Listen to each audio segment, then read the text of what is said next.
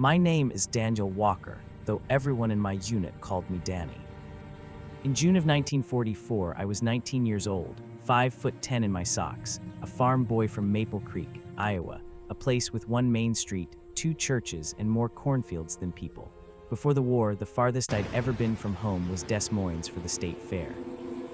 Now I was in a steel box painted gray, riding across the English Channel toward a strip of French sand called Omaha Beach. I was a private in the United States Army, 16th Infantry Regiment, 1st Infantry Division, the Big Red One. We'd already fought in North Africa and Sicily before I joined as a replacement. My war really started on that boat. The Higgins boat slammed down into another wave, and a wall of freezing seawater crashed over the bow, soaking our boots and pants, washing vomit and diesel into a lukewarm soup around our feet. 30 of us were jammed in shoulder to shoulder, rifles clutched to our chests, helmets banging together every time the boat bucked. Behind me, somebody was throwing up again, hard and helpless. The air reeked of fuel, sick, wet wool, and fear. Over the roar of the engine, I could hear it now, a distant, steady thunder, but not from the sky. Naval guns from the big ships behind us, and under that, the higher-pitched pulse of enemy artillery from the French coast. Sergeant Jack O'Leary stood up near the front, one hand gripping the cable of the ramp, the other braced on the side. He looked carved from the same steel as the boat, late 20s, square jaw, nose that had been broken at least once, eyes that weighed a man and decided if he'd break. He turned his head and yelled over the noise. "Listen up, when that ramp drops, you get the hell off this boat. You do not stop in the opening, you do not bunch up, you do not think, you move or you die. You got that?" A ragged "Yes, Sergeant," rippled through the boat. The man directly in front of me turned his head slightly. Joe Ramirez from New Mexico. 21, lean and quick, a tiny silver crucifix tied to his dog tags. We met on the transport ship, trading smokes and stories about home, his all sun and dust and chili peppers, mine all cornfields, church bells, and the slow creak of the porch swing. "You good, Iowa," he shouted. "I'm fine," I lied. "You." He gave the smallest grin. "Been on worse rides with my uncle's busted truck." A shell screamed in from somewhere ahead and to the right, the sound like metal ripping the sky, and landed not far off our starboard side. A tower of water exploded upward, higher than the boat. The shock wave hit us like a slap from a giant hand, the boat shuddering, my knees nearly buckling. Someone cursed, someone else crossed himself in a fast, practiced motion. I looked down at my wristwatch, 06:24. 6 minutes until H hour. Somewhere back on the transport ship, under a swaying bulb, I'd read the letter from General Eisenhower. Soldiers, sailors, and airmen of the Allied Expeditionary Force. He'd called this the Great Crusade. Big words on clean paper. Now my mouth tasted like metal and bile, and that word crusade felt like it belonged in a book, not out here where the air vibrated with artillery. The coxswain at the stern yelled, 2 minutes. 06:28. The closer we got to shore, the louder everything became. The dull boom of naval guns, the sharper whump of shells hitting, and now, mixed into it, an ugly, fast, tearing noise I'd only heard on ranges before. MG-42s, German machine guns, already talking. Bullets started pinging off the ramp, one sharp clang, then another, then a handful, each hit sending a tiny shudder through the steel in front of us. We all ducked lower, instinct taking over. "Fix bayonets," O'Leary roared. Metal rasped on metal as blades slid onto rifle muzzles up and down the line. My hands shook hard enough that it took 2 tries. When the bayonet finally locked in place with a solid click, it felt both too heavy and utterly pointless against machine guns.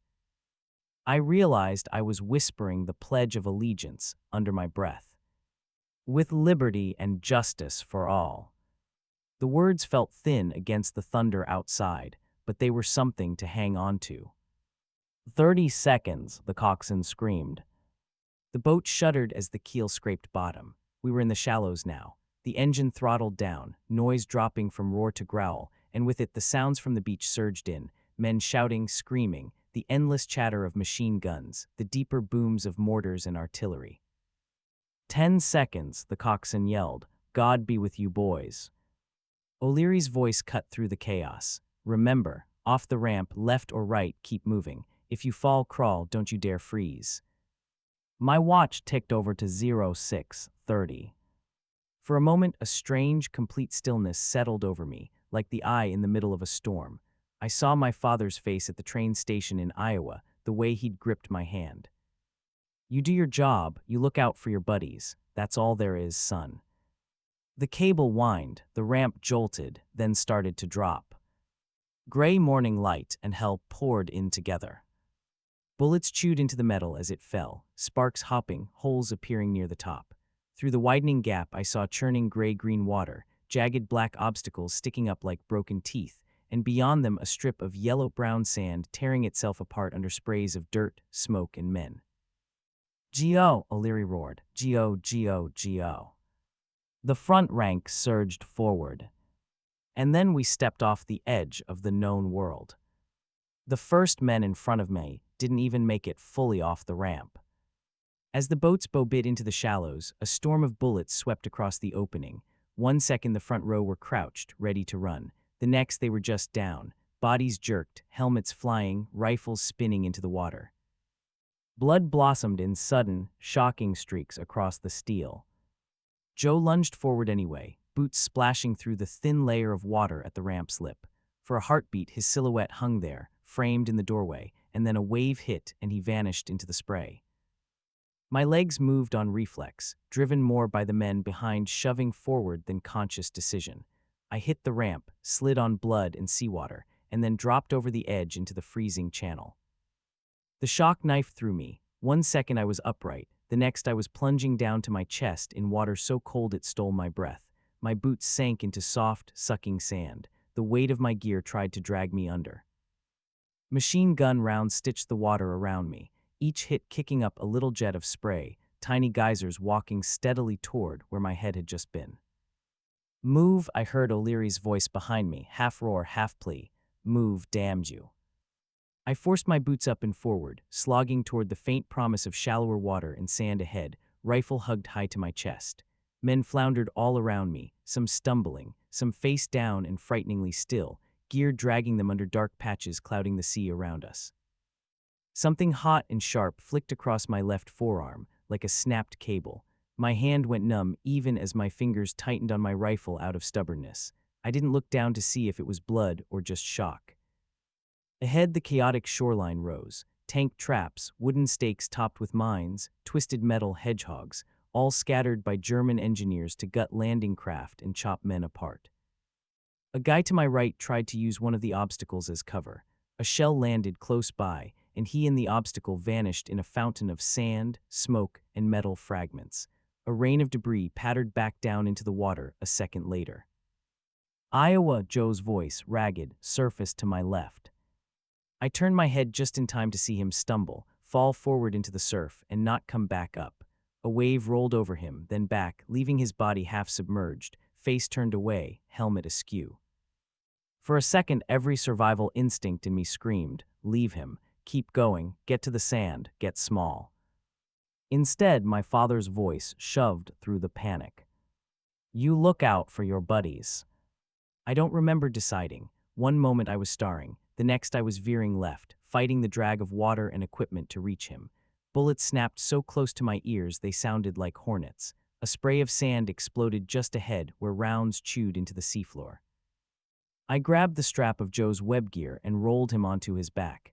His eyes were open, glassy, but they flickered when I slapped his cheek. "Joe, you with me?" He coughed seawater and air in a wet gasp. Can't feel my legs." "Then I'll feel 'em for you," I grunted, slinging his arm over my shoulders. We staggered forward together, half running, half dragging, legs tangling, nearly going down twice as waves slammed into our thighs. Each step felt like a mile. A mortar shell burst behind us and the concussion shoved us in the back like a giant, sending sand and water spraying. The water dropped from my thighs to my knees to my shins, and then we were stumbling up onto the wet sand. Men were already dropping there too, cut down as they tried to run. The only cover in sight was a low, jagged ridge of pebbles and debris at the high tide line, the shingle. "Almost there," I wheezed. We all but fell the last few yards, collapsing behind the shingle as another burst of machine gun fire splattered the sand where we'd been 3 seconds earlier. Wet stones dug into my ribs, my lungs burned like I'd swallowed fire. I lay there, cheek pressed into the cold grit, heart hammering against the earth. Beside me, Joe panted unevenly, eyes squeezed shut. "You still with me?" I gasped. "Worst beach ever," he coughed out. "You should see Coney Island," a voice rasped from my other side. Sergeant O'Leary slid in next to us, chest heaving, helmet askew. His face was streaked with seawater and grime, a small cut leaking down from his hairline. He didn't waste time on praise. "We can't stay here," he said harshly. "Tide's coming in. They'll pin us on this strip and chew us up." I risked a glance over the shingle. The scene beyond barely registered as real. Smoke, fire, bodies, chunks of beach lifted into the air by shells. Men crouched in shallow craters, huddled behind metal, running bent double and dropping mid-stride. High up on the bluffs, masked by camouflage netting and concrete, German positions spat fire in bright, steady muzzle flashes. Machine gun rounds cracked overhead, slapping into the shingle, whining away in ricochets. "What's the plan, Sarge?" I asked, my voice thin even to my own ears. O'Leary's eyes scanned the chaos. He pointed to a slight dip in the ground, leading up toward a patch of wire further inland. "We get off this beach," he said. "That's the plan. We lay smoke, rush that draw, find the gaps in the wire and take out the guns.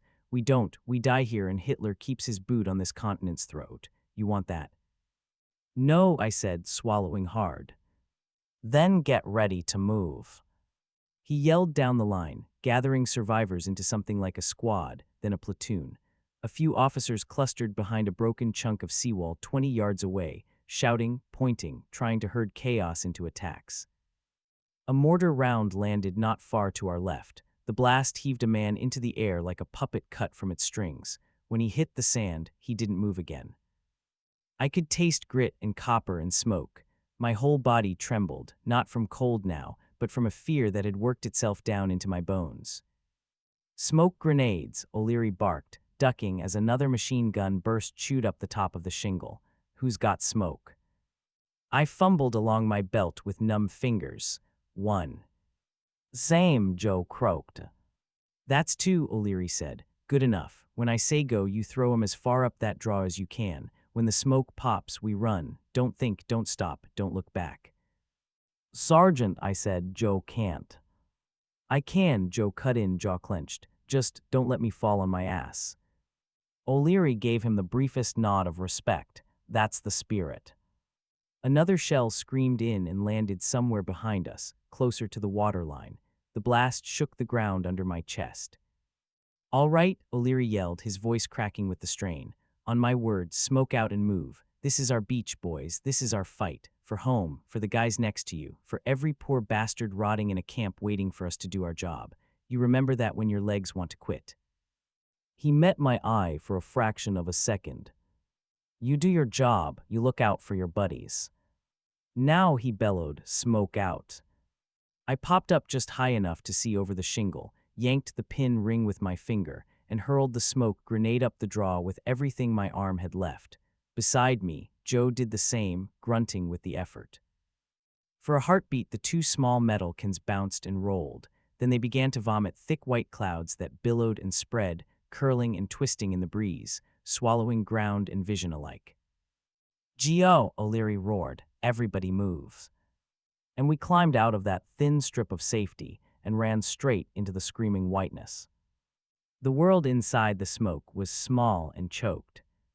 I could see barely a few feet in any direction, just the hunched backs of the men ahead, the dark blur of O'Leary's shape, and the ghost-white swirl of smoke around us. It tasted chemical and bitter on my tongue. Bullets still cracked and snapped, but now the tracers sliced wild lines through the fog, the Germans firing into a shadow instead of clear targets. That didn't make those bullets less deadly. One man 3 steps to my right jerked and went down without a sound, his helmet bouncing once and rolling away. "Keep moving," O'Leary's voice came from somewhere ahead, distorted and strange in the muffled air. Up the draw. The gentle slope of the beach gave way to rougher ground, churned earth, craters from naval shells, chunks of shattered wood and metal. My boots slipped and slid as I ran, lungs burning, the weight of my pack a living thing clawing at my shoulders. The smoke thinned slightly, enough that dark strips of barbed wire suddenly appeared ahead, knee-high and higher, snarled across the ground like a nest of rusted snakes. Some of it was blown apart, some intact and waiting to catch us, trip us, tear us open. "Gaps," someone shouted. "Find gaps in the wire." I saw a section where the wire drooped near the ground, bent inward by some earlier blast. A German body lay there, tangled in the strands, gray uniform soaked almost black. No time to think about him. I dropped to my knees, shoved my rifle ahead of me, and crawled under the sagging strand, feeling barbs snag on my jacket, scrape skin through the cloth. Behind me, Joe cursed softly as he dragged himself through, his legs sluggish but moving. "Come on," I hissed, almost. We spilled out into a shell crater just beyond the wire, one of dozens pockmarking the hillside, each a rough bowl of dirt and rock big enough for a handful of men. Ours already held two strangers, faces gray with fear and smoke, one clutching a bar, the other a radio with its antenna bent. For once, the enemy machine guns couldn't see us. The crater dipped just deep enough, and the smoke still clung thick above. O'Leary slid in a second later, landing hard on one knee. "We're in," he panted. "We're off the damn sand." He wasted no time looking pleased. "We're not stopping here," he snapped. "Those guns up there are still raking the beach. We shut them up, or every guy still stuck on that sand is dead. Iowa Ramirez, you two still breathing?" "Mostly," Joe wheezed. "Yes, Sergeant," I said, though my chest burned. "Good, you're with me." He jerked his chin toward the rim of the crater. "There's a bunker up that slope, right flank of this draw. I caught flashes through the smoke. We crawl up this depression, get close, toss grenades in, and finish whoever's left. Anybody who'd rather sit here and wait to get buried under a shell, raise your hand." Nobody moved. "Didn't think so. Get low, stay in the shadows. Move when they fire, freeze when they stop. You hear them reload, that's when we rush. Understand?" We nodded. It was insane. A handful of half-drowned, terrified dogfaces going after a hardened German machine gun nest dug into the hillside. But staying put felt more suicidal. We went over the lip of the crater on our bellies, sliding into a narrow wash that led up toward the right. The dirt was damp and loose under my fingers, roots like knobby fingers poked from the walls. Above us, the MG-42 chattered again, a long, savage burst. Even from here, I could feel the vicious tempo of it through the ground. We crawled anyway. Every foot forward was a small victory. My elbows ached. Pebbles and splinters cut into my palms. My helmet brim bumped the dirt, showering my face with dust. The sound of the gun grew louder as we climbed. Through gaps in the thinning smoke, I saw it now, a blocky concrete structure halfway up the slope, its front half buried, the gun's barrel poking from a narrow slit like the eye of some steel animal. Flashes lit the darkness behind the slit in quick, bright pulses. 2, 3 men, maybe more, worked that weapon, feeding belts, swapping barrels, passing orders. "Grenades ready," O'Leary whispered hoarsely. "On my mark, we pop up, throw 'em through that slit, then back down. Count to 3, then we charge. You stop in that opening, they'll cut you in half if they're still breathing. You go all the way." My hand found the cold cylinder on my belt. I pulled the safety clip free with my thumb, slipped my finger through the pin ring. My hands were shaking so badly I could hear my gear rattling. "One," O'Leary breathed. The gun cut off mid-burst. I heard shouted German, someone barking an order, a metal clank. "2." My heart hammered against the dirt. I could taste blood where I'd bitten my lip without noticing. "3." We surged up together, shoulders and arms rising above the lip of the wash in a rough line. For a heartbeat, the world narrowed to that rectangular black opening in the bunker wall, and the pale shape of a German face just visible behind the gun. I yanked the pin and threw. My grenade arced in a short, desperate curve and vanished into the darkness. Beside me, Joe's and another man followed an instant later. "DOWN," O'Leary shouted. We dropped flat. The explosions punched the air out of the hillside in 3 rapid, bone-rattling thumps. Dirt and smoke blasted over us. My ears rang. Something hot and wet spattered the back of my neck. Geo, Geo, Geo, O'Leary roared, already scrambling forward. We went with him. We hit the bunker mouth at a run, boots sliding on loose dirt, bayonets forward more out of terror than tactics, and plunged into the smoke-filled darkness beyond. Inside, the world shrank again to concrete walls, the overturned MG-42, and the bodies of the men who'd been behind it just seconds before. One of them still moved. He coughed wetly, trying to push himself upright with arms that didn't seem to work anymore. His eyes found mine through the haze, bright with pain and disbelief. For a heartbeat, we just stared at each other. Then another American barreled past me and jammed his bayonet down, ending it. Get that gun pointed the other way, O'Leary snapped, voice harsh, practical. We hold this, we buy time for the boys still on the sand. Move. As I grabbed the MG-42 smoking frame and began to wrestle it around to face inland, something hard settled into me. I'd been a scared farm kid in a steel box that morning. Kneeling in a captured German bunker on a bloody French hillside, enemy gun in my hands, I understood in my bones that I was something else now. I was a soldier of the United States of America.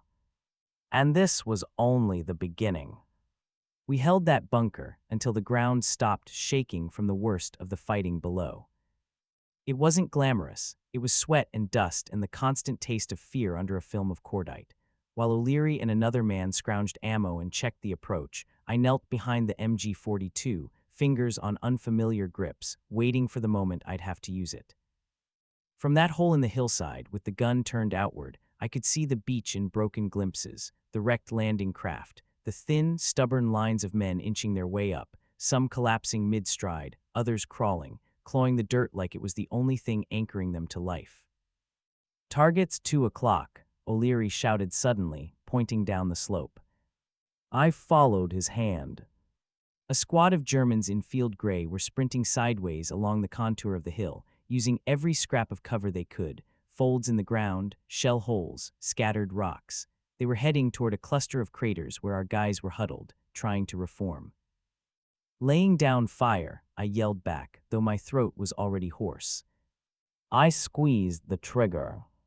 The MG-42 came alive, the familiar tearing canvas roar slamming into my ears. The recoil drove back into my shoulder and arms in a quick, harsh rhythm.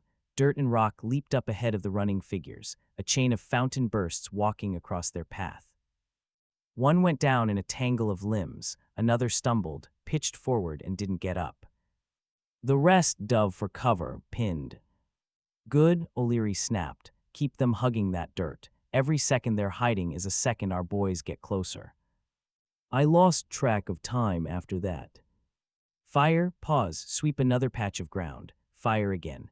Duck as bullets from still active German positions cracked and smacked into the concrete lip outside our bunker, some making it through the narrow opening to whine off the rear wall. Once a round hit close enough that a chip of stone sliced across my cheek. Warm blood trickled down and mixed with the grime there. I wiped it away with the back of my hand and kept my fingers on the trigger. We weren't heroes in that moment, at least not the way posters back home painted them. We were frightened, filthy men clinging to a chunk of reinforced concrete, trying to reach the end of each minute still breathing. But through the haze I watched more and more of our guys get off the beach, swarming up past the wire, filling craters, inching forward. Medics crawled, darted, dragged the wounded.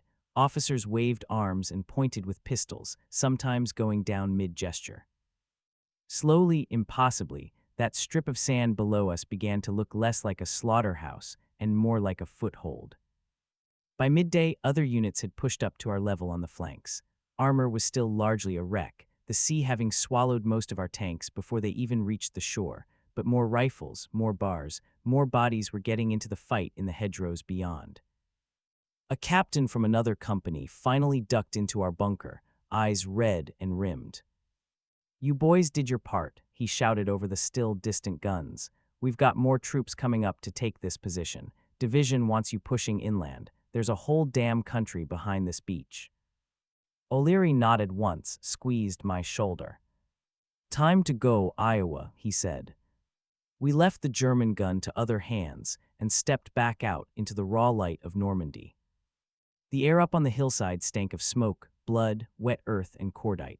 Bodies lay in twisted shapes across the churned ground, Germans, Americans, bits of both. Flies were already starting to gather, indifferent to which side a uniform had been sewn for.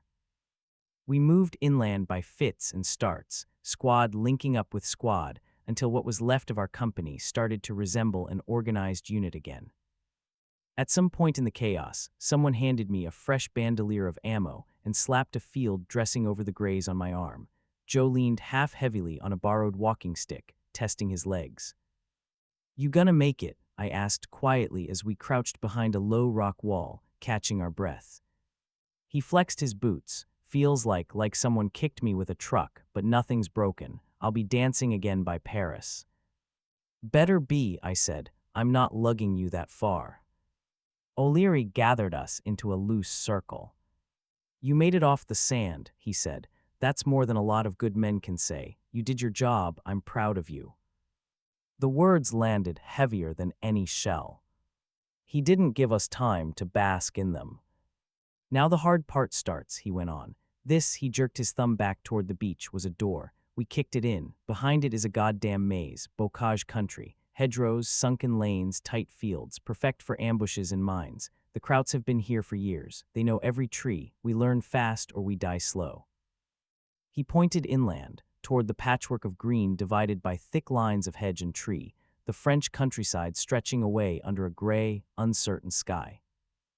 "We didn't come here just to bleed in the surf," he said. "We came here to cross this whole damn continent. We came here so kids in places we've never heard of don't have to grow up under a swastika. So the folks rotting in camps get to see sunlight again. So someday, if we're lucky, we can go home and look our families in the eye and say we did what we had to do." His gaze swept over us, over Joe's pale, strained face, over Collins's freckled jaw clenched so hard it shook, over me. "You scared?" he asked. Nobody answered. We didn't have to. "Good," he said. "Being scared means you're still sane. Use it. Make it keep you sharp, but don't let it freeze you. We move in 5. Top off your ammo. Drink if you've got water. Piss if you need to. Then we go introduce ourselves to the hedgerows of Normandy."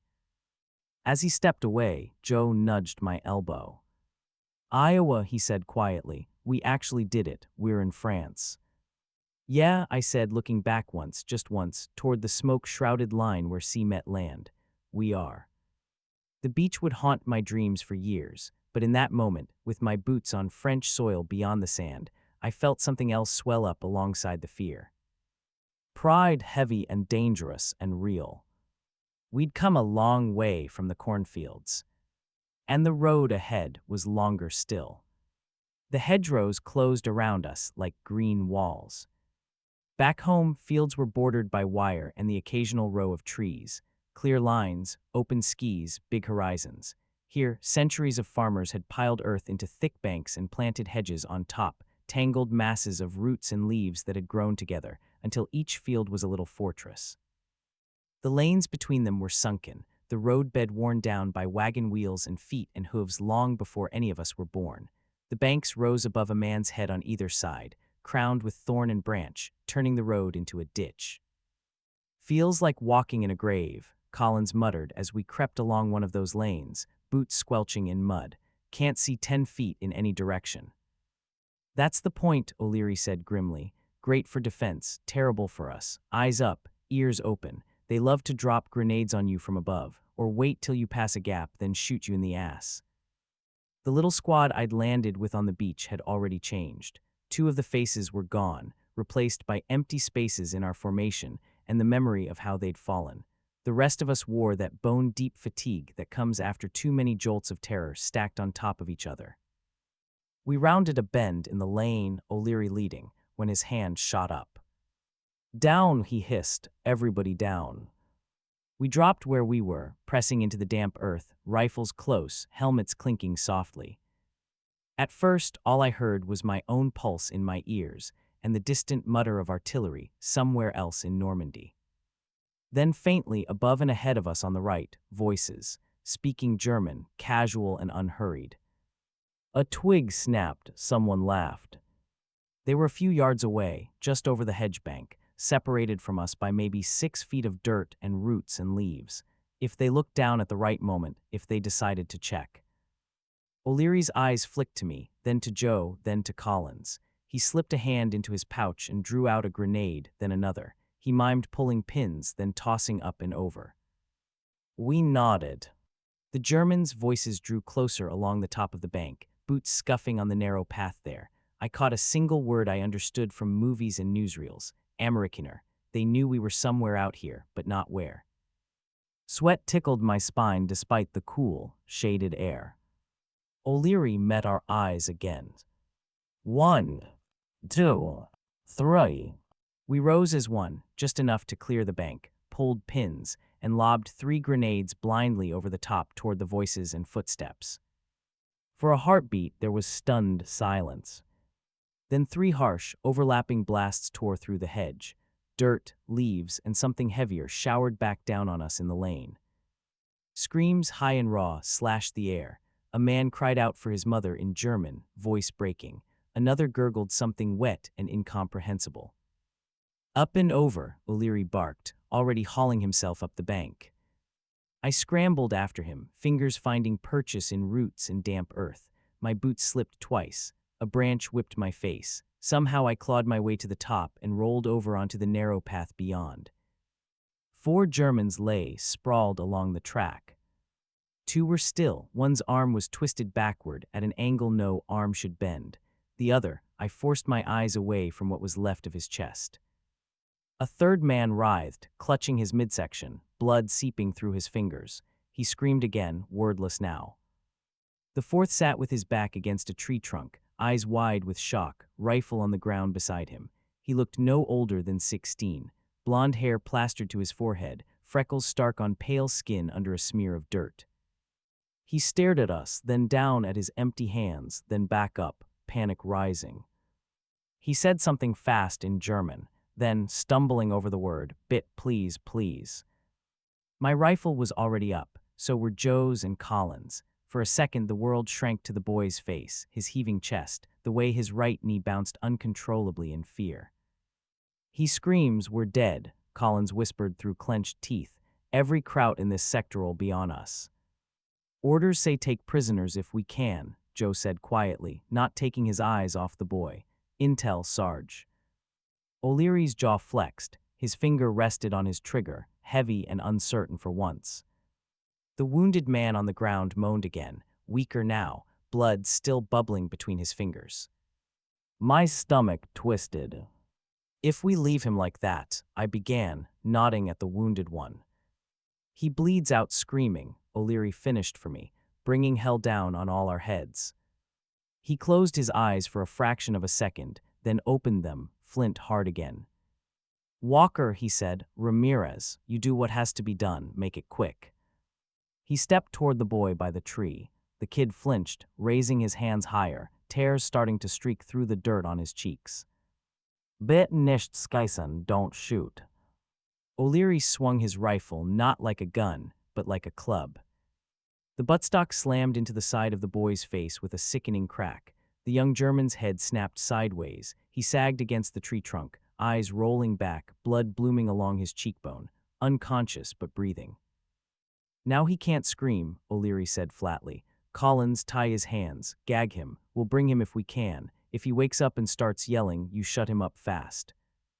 He turned to me, then to the writhing man on the ground.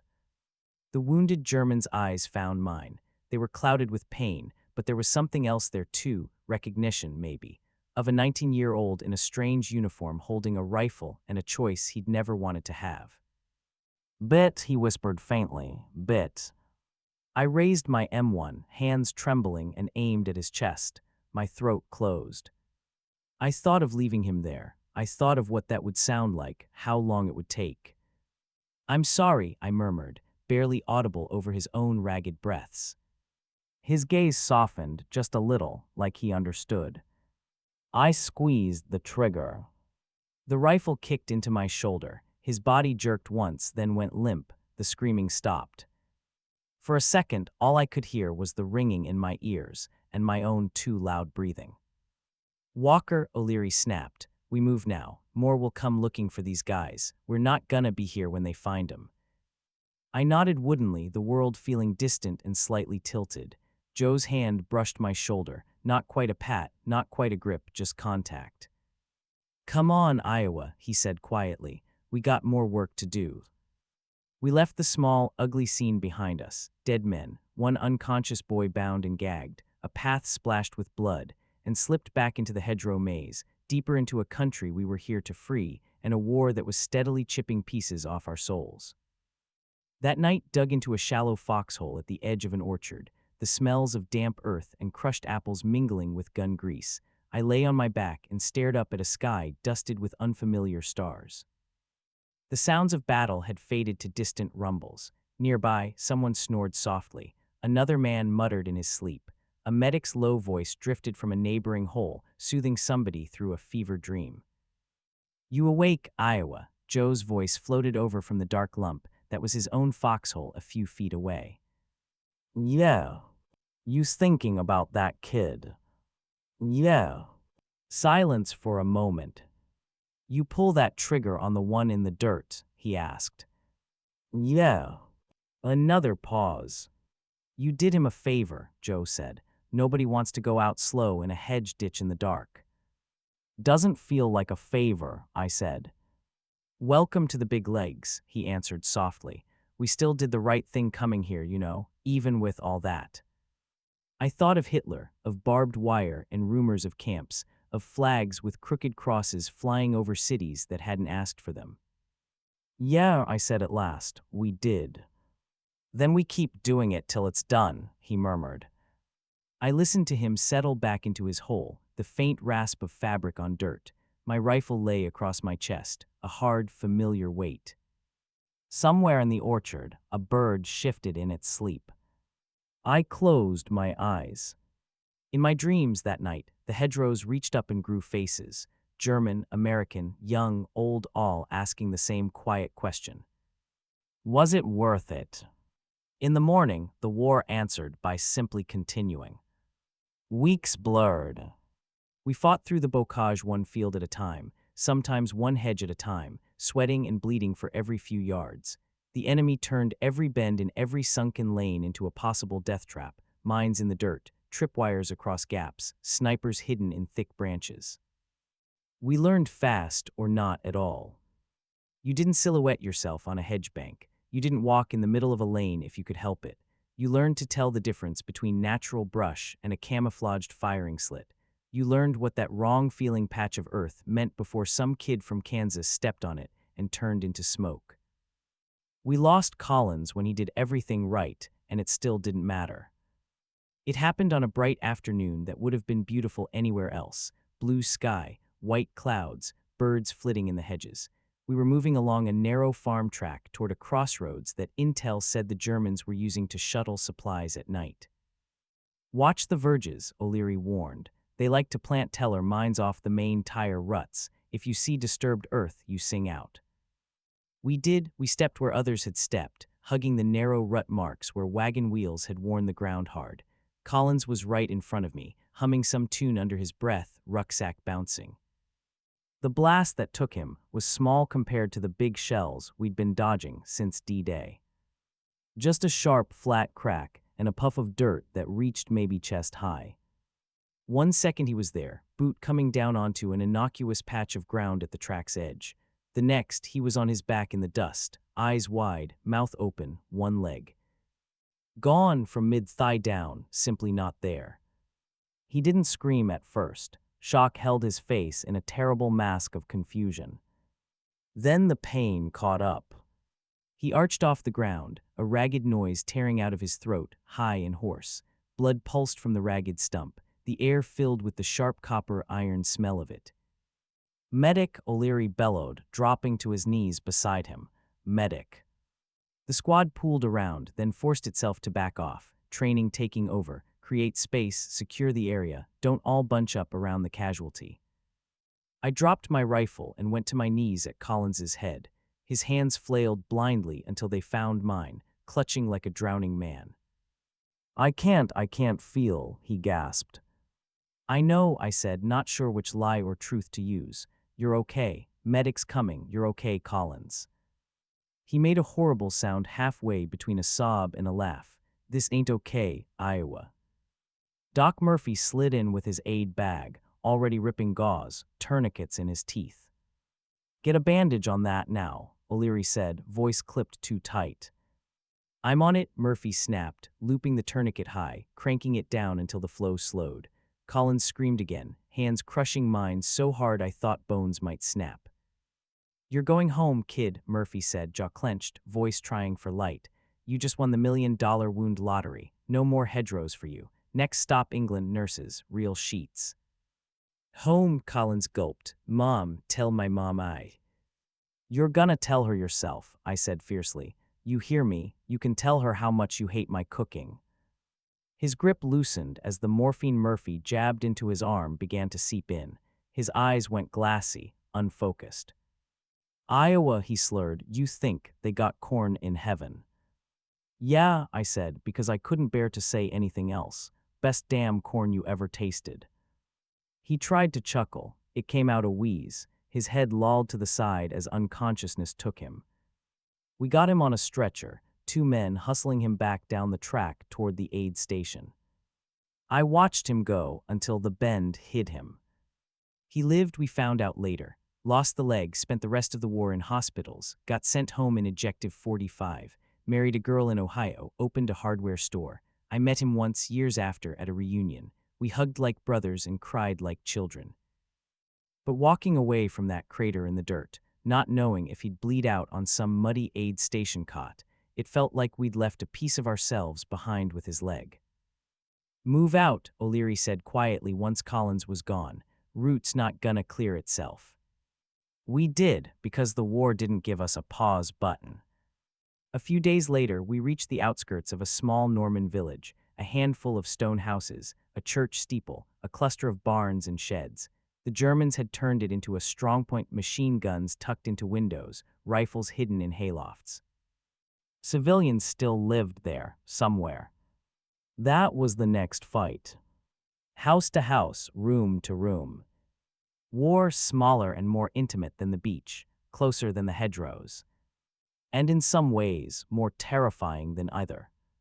We approached the village in a long skirmish line, spread across a field dotted with haystacks. The sun was slanting low, throwing long shadows from the church steeple across the roofs.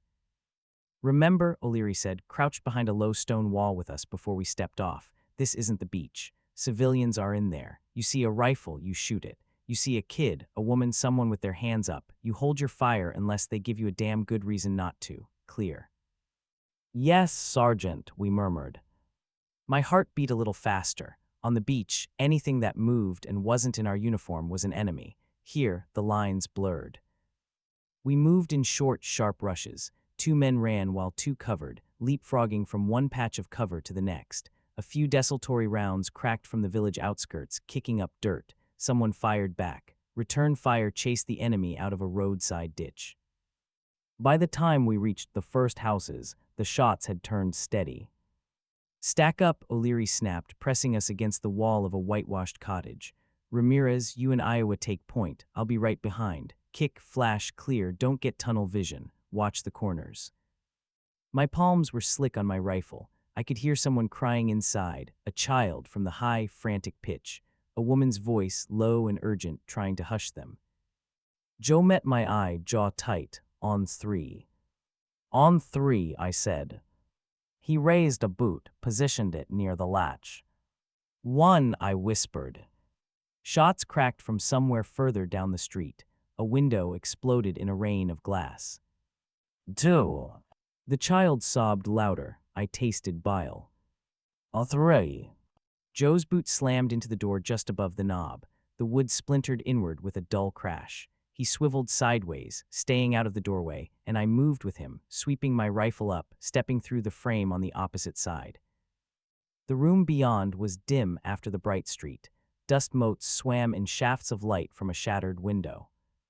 No soldiers, no uniforms.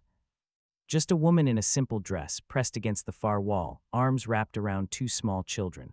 One boy, maybe 8, one girl, maybe 5. Their eyes were huge and wet in their two pale faces.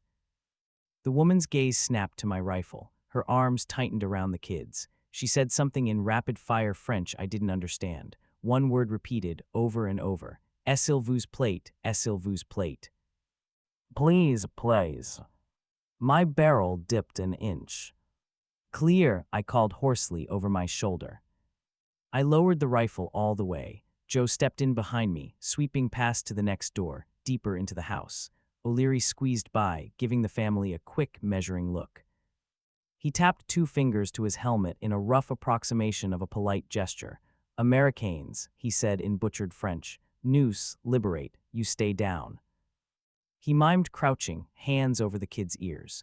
The woman stared at him like he was something from another planet, then nodded shakily and dragged the children to the floor, curling her body over them. Move, O'Leary said. We moved. The next house wasn't full of civilians. We kicked in a back door and walked into a kitchen where 2 German soldiers were hurriedly jamming cartridges into their rifles. They froze for a microsecond, blue eyes, gray uniforms, black boots, and then everything exploded into motion. Down, Joe yelled, diving sideways. I fired twice, muscle memory and sheer panic powering my aim. One German lurched backward against the cupboard, knocking pots and pans down in a clatter, his rifle firing wild into the ceiling. Plaster rained down. The other dropped behind the heavy oak table, vanishing from view. Left, O'Leary barked, flinging himself toward the opposite side of the doorway. The table tipped. A rifle muzzle appeared around the edge, spitting fire. The round chewed a line across the wooden doorframe inches from my face, splinters stinging my cheek. I dropped to a knee behind a narrow pantry, heart thrashing. Frag out, Joe shouted. He pulled a grenade from his belt, thumbed the pin free, and rolled it low, underhand, across the kitchen floor. It bounced once, twice, thunked against the far leg of the table, and came to rest right where the man had taken cover. The German swore a single, terrified bark, then the kitchen erupted. The grenade's blast turned the room into a blender of sound and shards. The table flipped, chairs tumbled, glass shattered, dust choked the air. When my ears stopped ringing enough to hear again, the only sounds were crackling from a ruptured stove pipe and the creak of something settling. We cleared the room methodically, rifles doing the grim accounting. Both men were down, one in a twisted heap half under the ruined table, the other against the far wall where my first rounds had thrown him. I swallowed hard, throat dry and gritty. One of the pots on the floor had a dent in it the size of my fist. Somebody back home had probably made soup in that, day after day. Now it was part of a war. We moved on house to house, yard to yard. Sometimes we found civilians, sometimes soldiers, sometimes nobody at all, beds hastily abandoned, food on tables gone cold. Once turning a corner, we came face to face with a boy about my age, wearing neither gray nor green, just pants, a shirt, and terror. He had a hunting rifle in his hands, muzzle down. His face was pale, but his neck was stiff. He had decided, in some terrified moment, to be part of this fight. His eyes flicked to my rifle, then to the patch on my shoulder. He hesitated, then slowly lifted his free hand, palm out. Suis Franchise, he stammered. Pa Bosch, not German. I stared at him over my sights. He looked as scared as I felt. Put it down, I said quietly. Le fusil, put it down. He hesitated, then carefully placed the rifle on the ground and nudged it away with his toe. O'Leary came up behind me, took in the scene in a glance. Good man, he said to the French kid, tapping his own chest. American, you stay back, yes, say dangerous. The boy nodded vigorously, backing away, hands still up. Then, almost shyly, he whispered, merci, before vanishing into a doorway. We didn't know then that, in a few towns over the coming months, some of those young men would stand shoulder to shoulder with us, patched into our lines as guides and scouts, French resistance, fighters burning with a different kind of patriotism. All I knew in that moment was that I hadn't had to decide whether to shoot a civilian with a gun. The village fell by late afternoon. German resistance broke around the church square when one of our Shermans finally rumbled up the main road, its 75 cannon belching fire at a stubborn machine gun nest tucked into the belfry. The bell that had probably called villagers to mass for generations fell in pieces later that day, twisted bronze lying in the street. As the sun slid behind the low Norman hills, the surviving villagers emerged from cellars and closets and hiding places I didn't want to imagine. An old woman kissed my filthy hand, tears cutting paths through soot on her face, speaking too fast in French for me to catch more than Dieu and merci. A boy ran up and tried to give Joe an apple, pressing it into his vest pocket like a medal. For a moment, the fear receded and something else took its place, something fierce and bright. These people had lived under occupation for years. We were the first crack of light through their door. "Feels good, doesn't it?" Joe said that night, sitting on a church step, helmet in his lap, watching kids chase each other around a fountain that had been used as a machine gun position 12 hours earlier. "What?" I asked. "Being the good guys." I looked down at my hands, still faintly stained, no matter how much I'd scrubbed them in the pump water. Thought of the German patrol in the hedge ditch, of Collins on the stretcher. "Yeah," I said slowly, "it does." Somewhere behind the glow of that little village, the war kept grinding on. We fight through more bocage, more towns, more fields. We'd see Paris only in passing, a chimera on the horizon as we were trucked north and east toward Germany. Normandy was just the first chapter. Ahead were forests that ate divisions, winters that bit harder than any wave on Omaha, and battles that would push us closer and closer to the heart of the beast we'd crossed an ocean to kill. But that night, under a sky just beginning to show stars again, with a freed French village around me and a church bell's wreckage at my feet, I felt for the first time that maybe, just maybe, we were going to win. Not just the day. The whole damn thing. And that was enough to sleep on. At least until the next morning's orders sent us toward a dark line of trees on the distant horizon, a place called the Hürtgen Forest, where the war would grow colder, closer, and far more personal than I was ready for.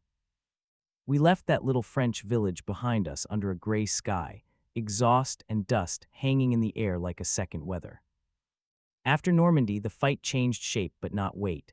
We pushed across France in a series of lunges and pauses, through more bocage, around battered towns, past wrecked columns of German armor still smoldering at crossroads.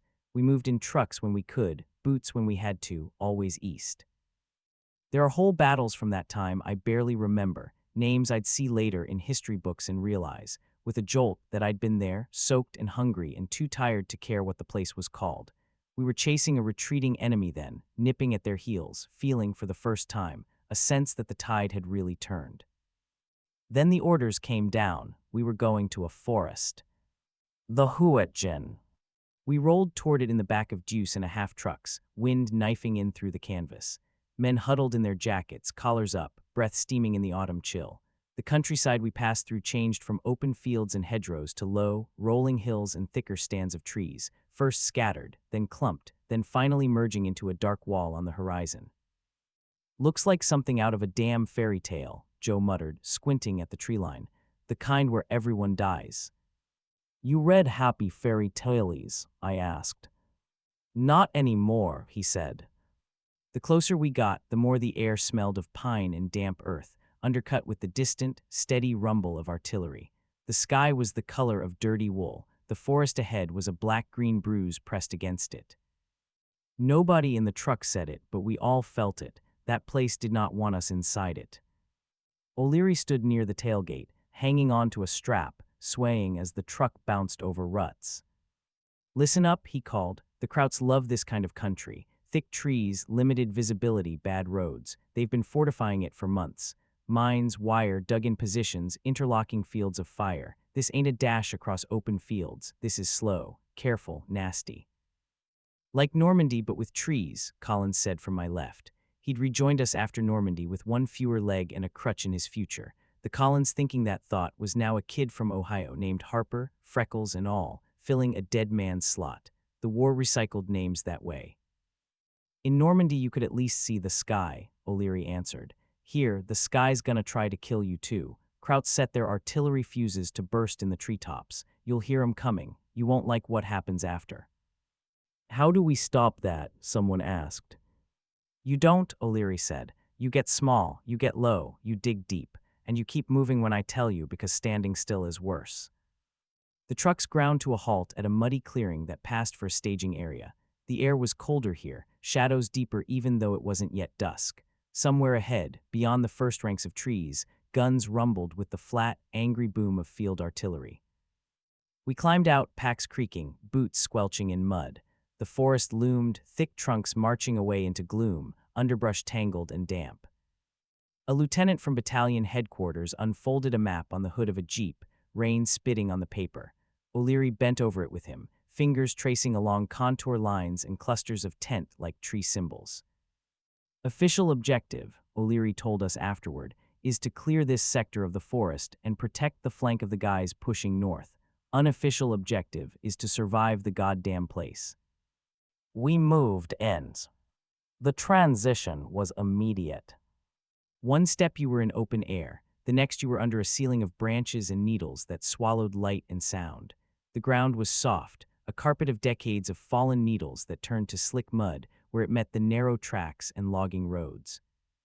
Visibility dropped to maybe 20, 30 yards at best. Beyond that, everything was just trunks and shadows. The world shrank. I'd grown up with trees, windbreaks along fields, a small copse behind the farmhouse. Those trees had felt like friends' guardians. These were something else. Columns in a vast, indifferent cathedral that had seen armies come and go once before and seemed resigned to do it again. We walked in a staggered column, each man just a vague shape ahead of the next. Helmets brushed low branches, packs snagged on unseen twigs. Every snapped twig sounded like a rifle shot. Every gust of wind that set branches creaking made my shoulders tighten. "Stay 5 yards apart," O'Leary hissed back along the line. "One shell takes out enough without you giving it extras." We hadn't gone 200 yards before we found the first body.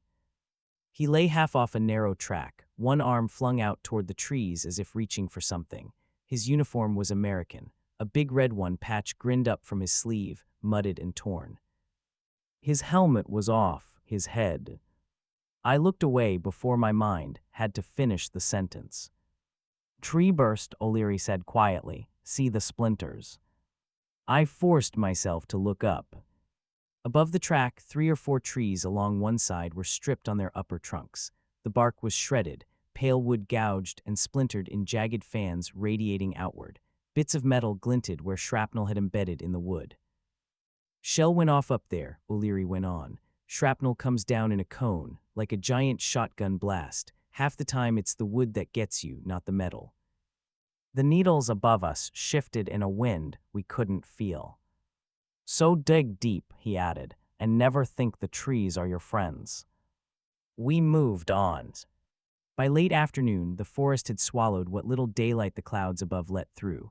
Shadows thickened between trunks. The air felt claustrophobic, full of damp and the faint, sharp smell of explosives. We stopped in a small depression ringed by roots and moss, harbor area, the lieutenant called it. Translation, as close to safe as you get around here. Orders came down that we were to dig in and hold until dawn, then push forward again. "Dig for your lives," O'Leary said. "You want 2 feet of earth over you minimum. If you're lazy now, you'll regret it when the Krauts start mortar practice." We set to work with shovels and entrenching tools, hacking at the damp, root-laced earth. Each scrape brought the rich, fungal smell of soil and decay. By the time my foxhole was chest deep and long enough for 2 men to squeeze in, my shoulders ached and the blisters on my palms had opened and dirtied. Joe and I shared a hole. We lined the bottom with fir branches to keep some of the mud off and stacked our packs at the head end for a little added cover. "Cozy," Joe muttered, sliding in beside me as night bled in between the trees. 5-star, I said, "all the roots you can step on." It got cold fast once the light went. Breath steamed in the narrow hollow. Distant guns thumped with an irregular rhythm, ours and theirs, trading angry messages over our heads. Somewhere further forward, a flare hissed up, painting the canopy in ghost green for a second, turning tree trunks into pale poles and shadows into black holes. The light faded, the darkness rushing back twice as thick. "Feels wrong," Joe said under his breath.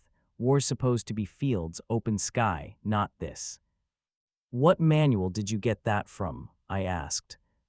He was quiet for a moment.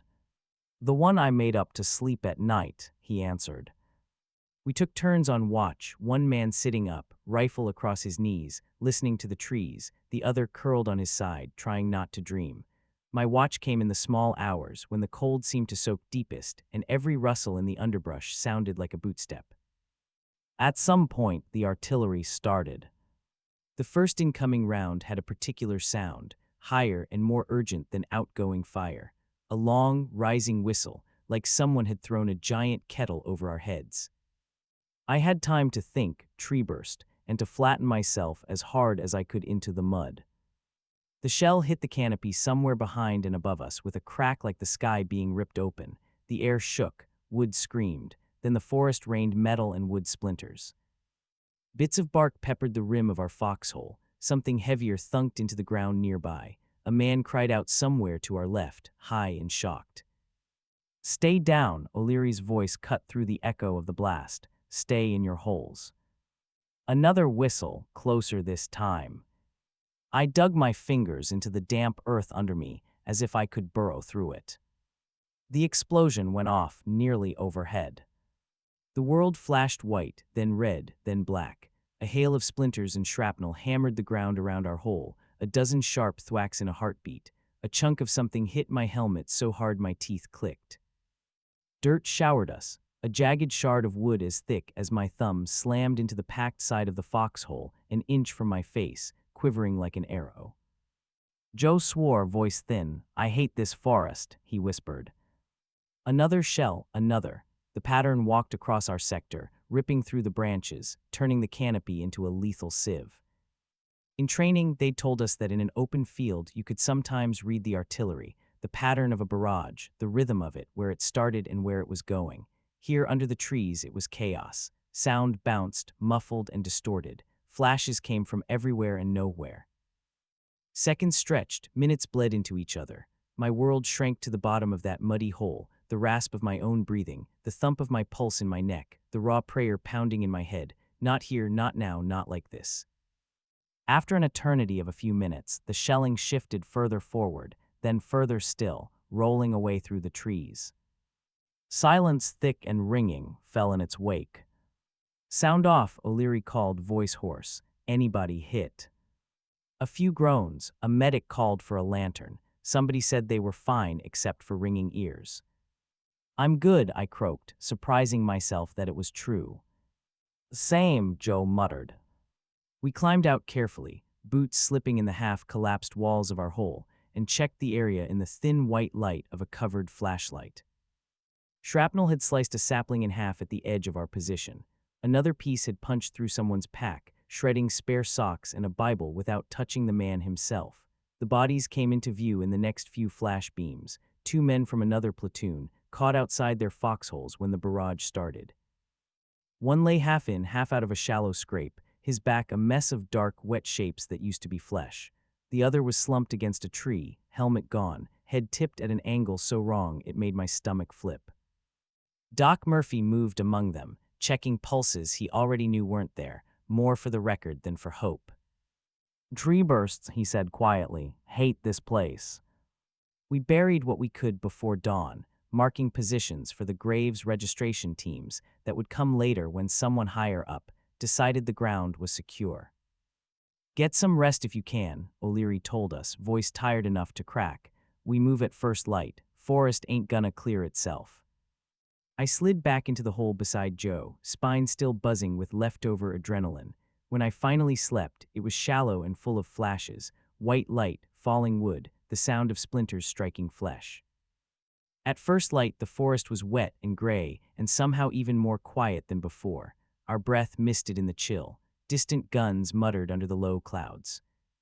The Hürtgen didn't care that we'd survived the night. It just waited for us to take the next step. At first light in the Hürtgen, everything looked the same. Same trees, tall, dark, marching away into gray mist. Same damp earth. Same smell of wet needles and cordite. If it weren't for the fresh shell craters and the quiet shapes under ponchos, you could almost believe the night had been a bad dream. It hadn't.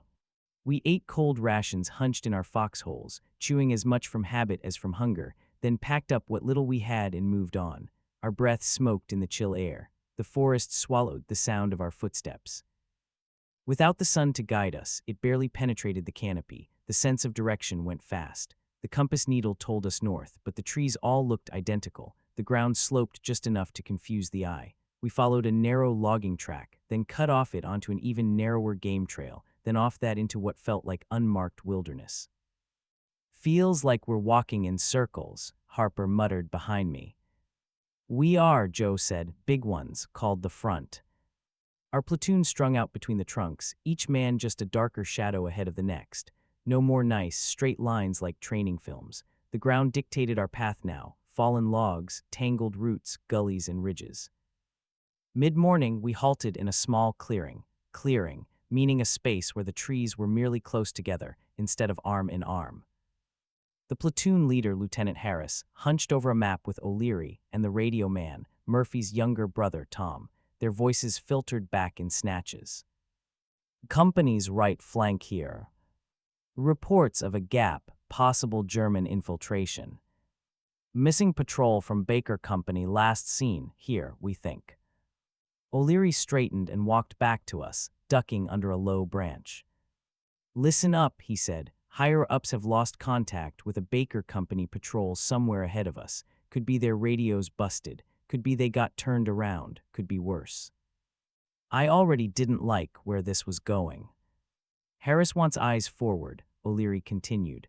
"Small recon element to go find those boys or see what happened. That's us." He pointed fast. "Ramirez, Walker, Harper, Jennings, you're with me. Light packs, extra ammo. If you're not named, you stay with the platoon, dig in, and try not to attract artillery." Harper, the freckled Ohio kid filling Collins's old space, swallowed. "How far out, Sarge?"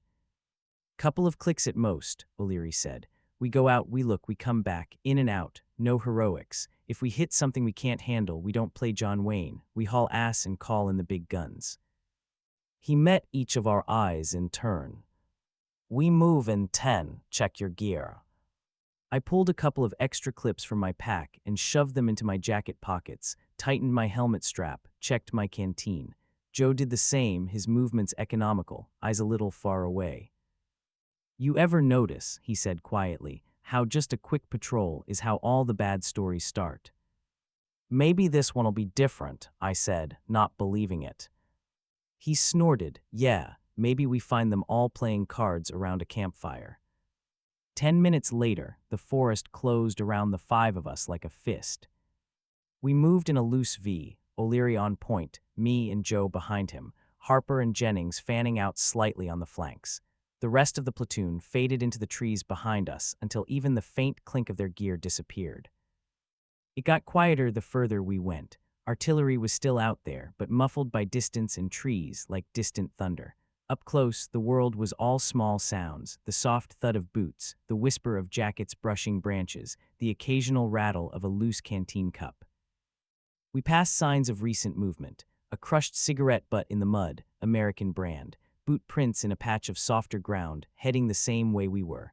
A broken branch at shoulder height where someone had pushed through in a hurry.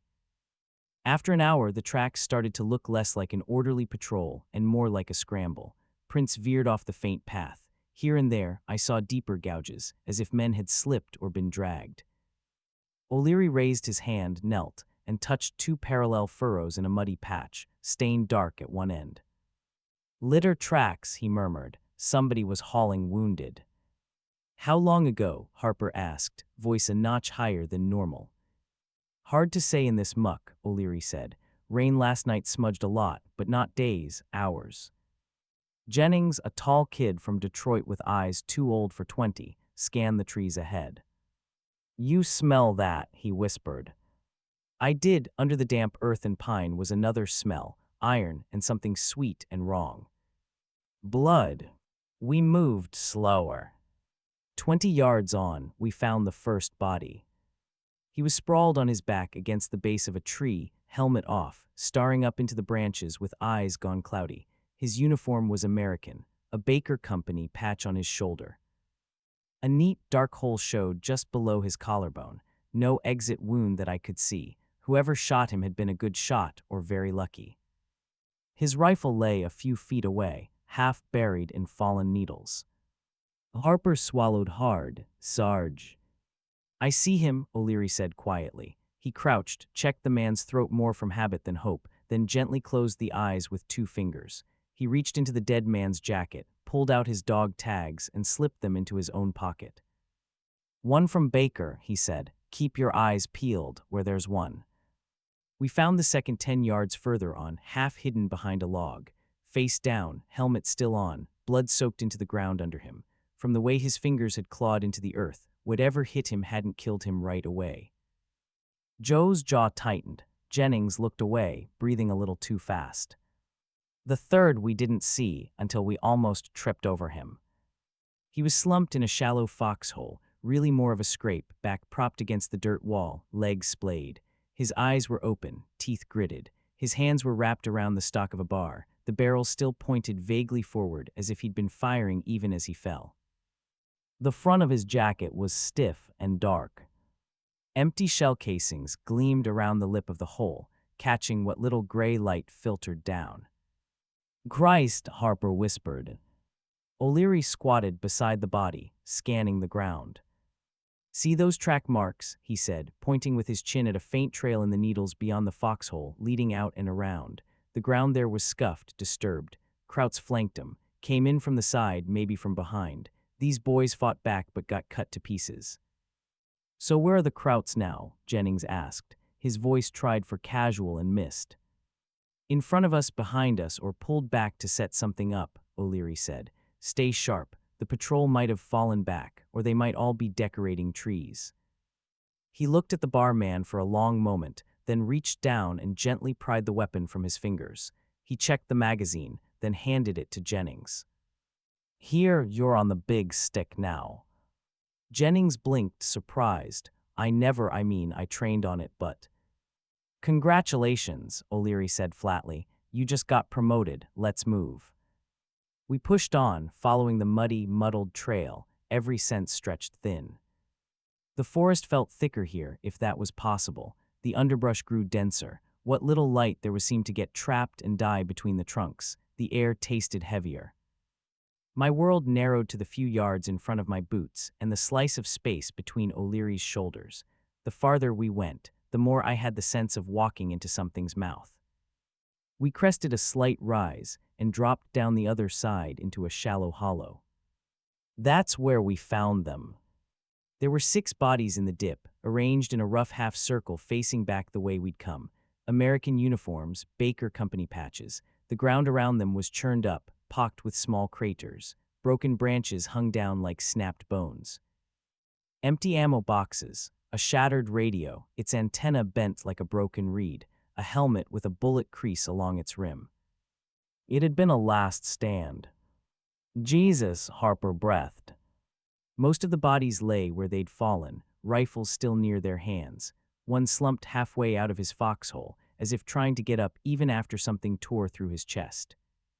The 6th lay a little apart from the rest, face down near the edge of the hollow. A dark, wide stain spread out from under him. "Check for survivors," O'Leary ordered curtly. "Careful, could be booby traps. Don't move anything you don't have to." We fanned out. I moved toward the man lying apart, stepping gingerly around scattered equipment, eyes flicking for wires that shouldn't be there. "Buddy," I called softly. "Hey, buddy, you hear me?" No answer. I knelt, heart thumping, and reached out to touch his shoulder. He rolled over with sudden, shocking speed, hand flashing up. For a dizzy half-second I saw his face, American, mud-streaked, eyes sunken with shock and exhaustion, and then I was staring down the black circle of his pistol's muzzle. "Don't move," he rasped. "Whoa," I froze, palms up. "Easy, easy, we're Big Red 1, we're friendlies." Behind me, rifles snapped up. I heard the metallic snick of Joe clicking his safety off. "Stand down," O'Leary barked. "Everybody stand down. That's one of ours. You soldier, drop the goddamn pistol."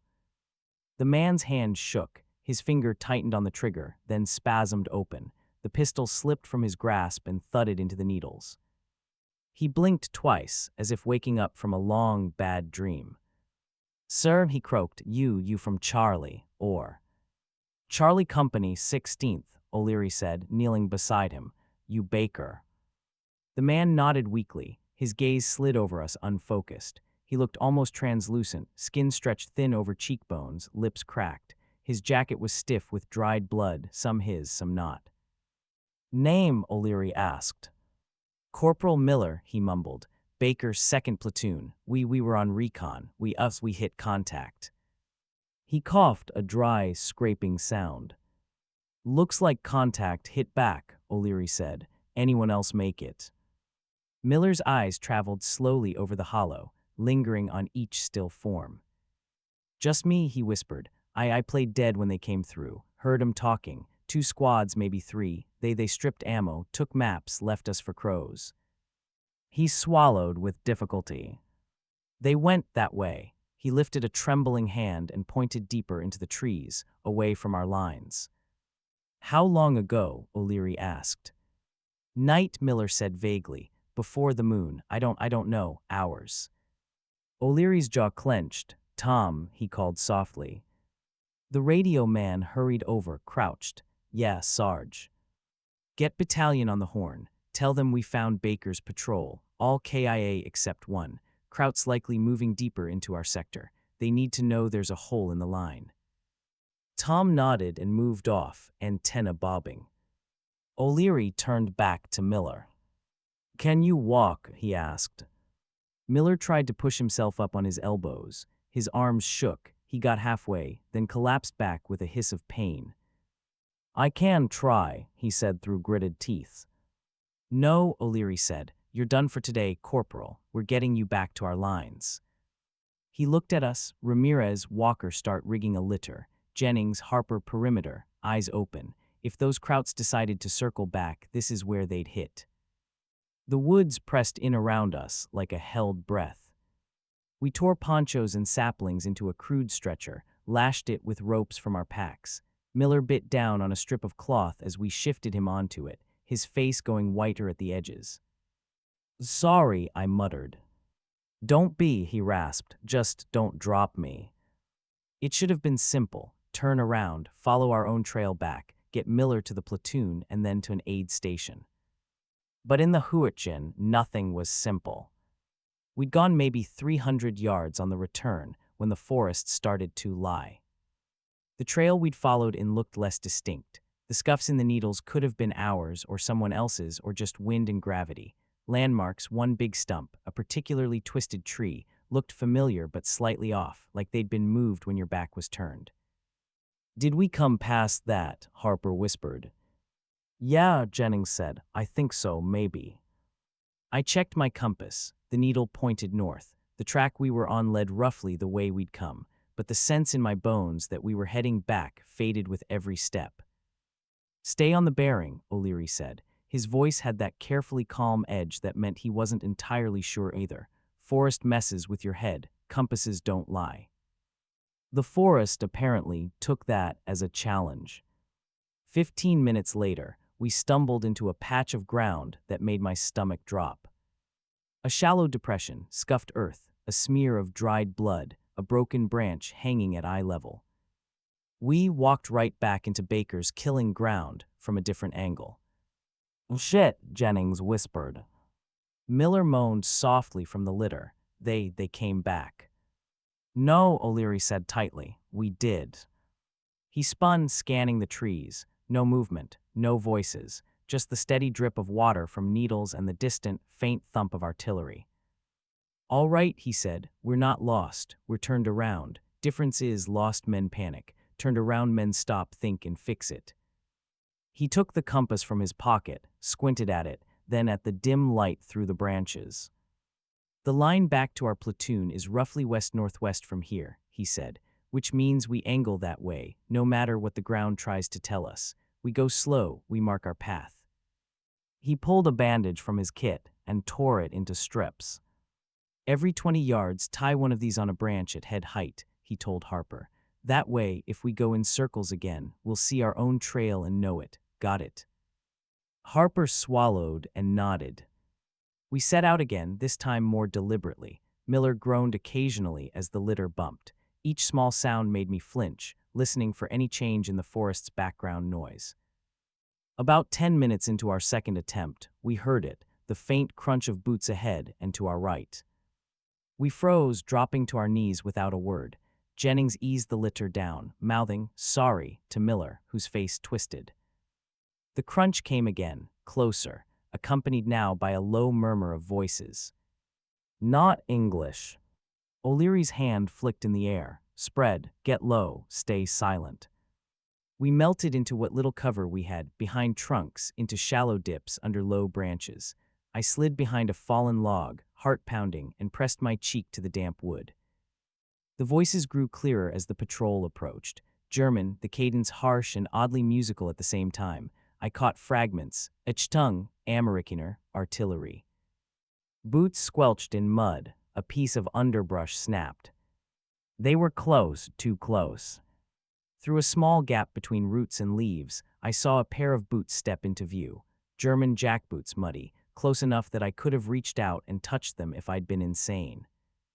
Above them, the hem of a field gray tunic, a rifle resting casually at the man's side. He halted, said something over his shoulder. Another voice answered from further left. I held my breath until my lungs burned, willing my heartbeat to slow, sure that somehow they could hear it. To my left, I could just make out Harper's shape under a fir branch, face pressed into the needles.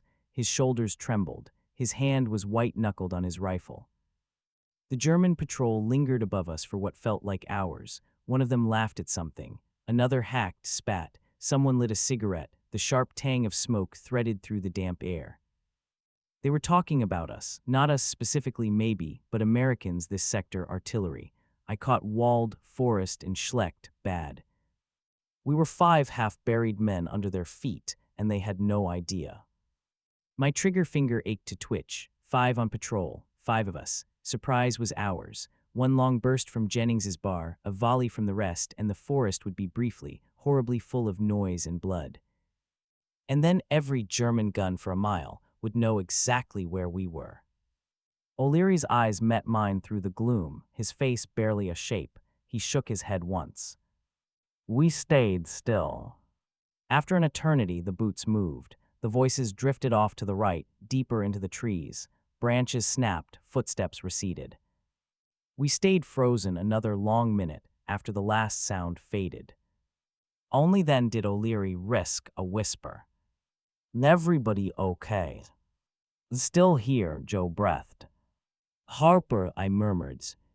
"Yes," he said, voice shaking. "Yes, I thought." "You didn't," O'Leary said. "That's what counts." We slid out of our hiding spots, every muscle complaining. Miller's eyes were huge, whites bright in his mud-streaked face. "Thought they had us," he muttered. "Not today," O'Leary said.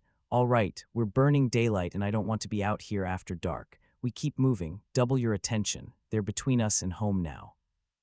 We angled more sharply north, trying to thread a path between where the Germans had gone and where we thought our own lines were. The light didn't change much, perpetual gray under the canopy, but the shadows shifted in a way that told me time was moving.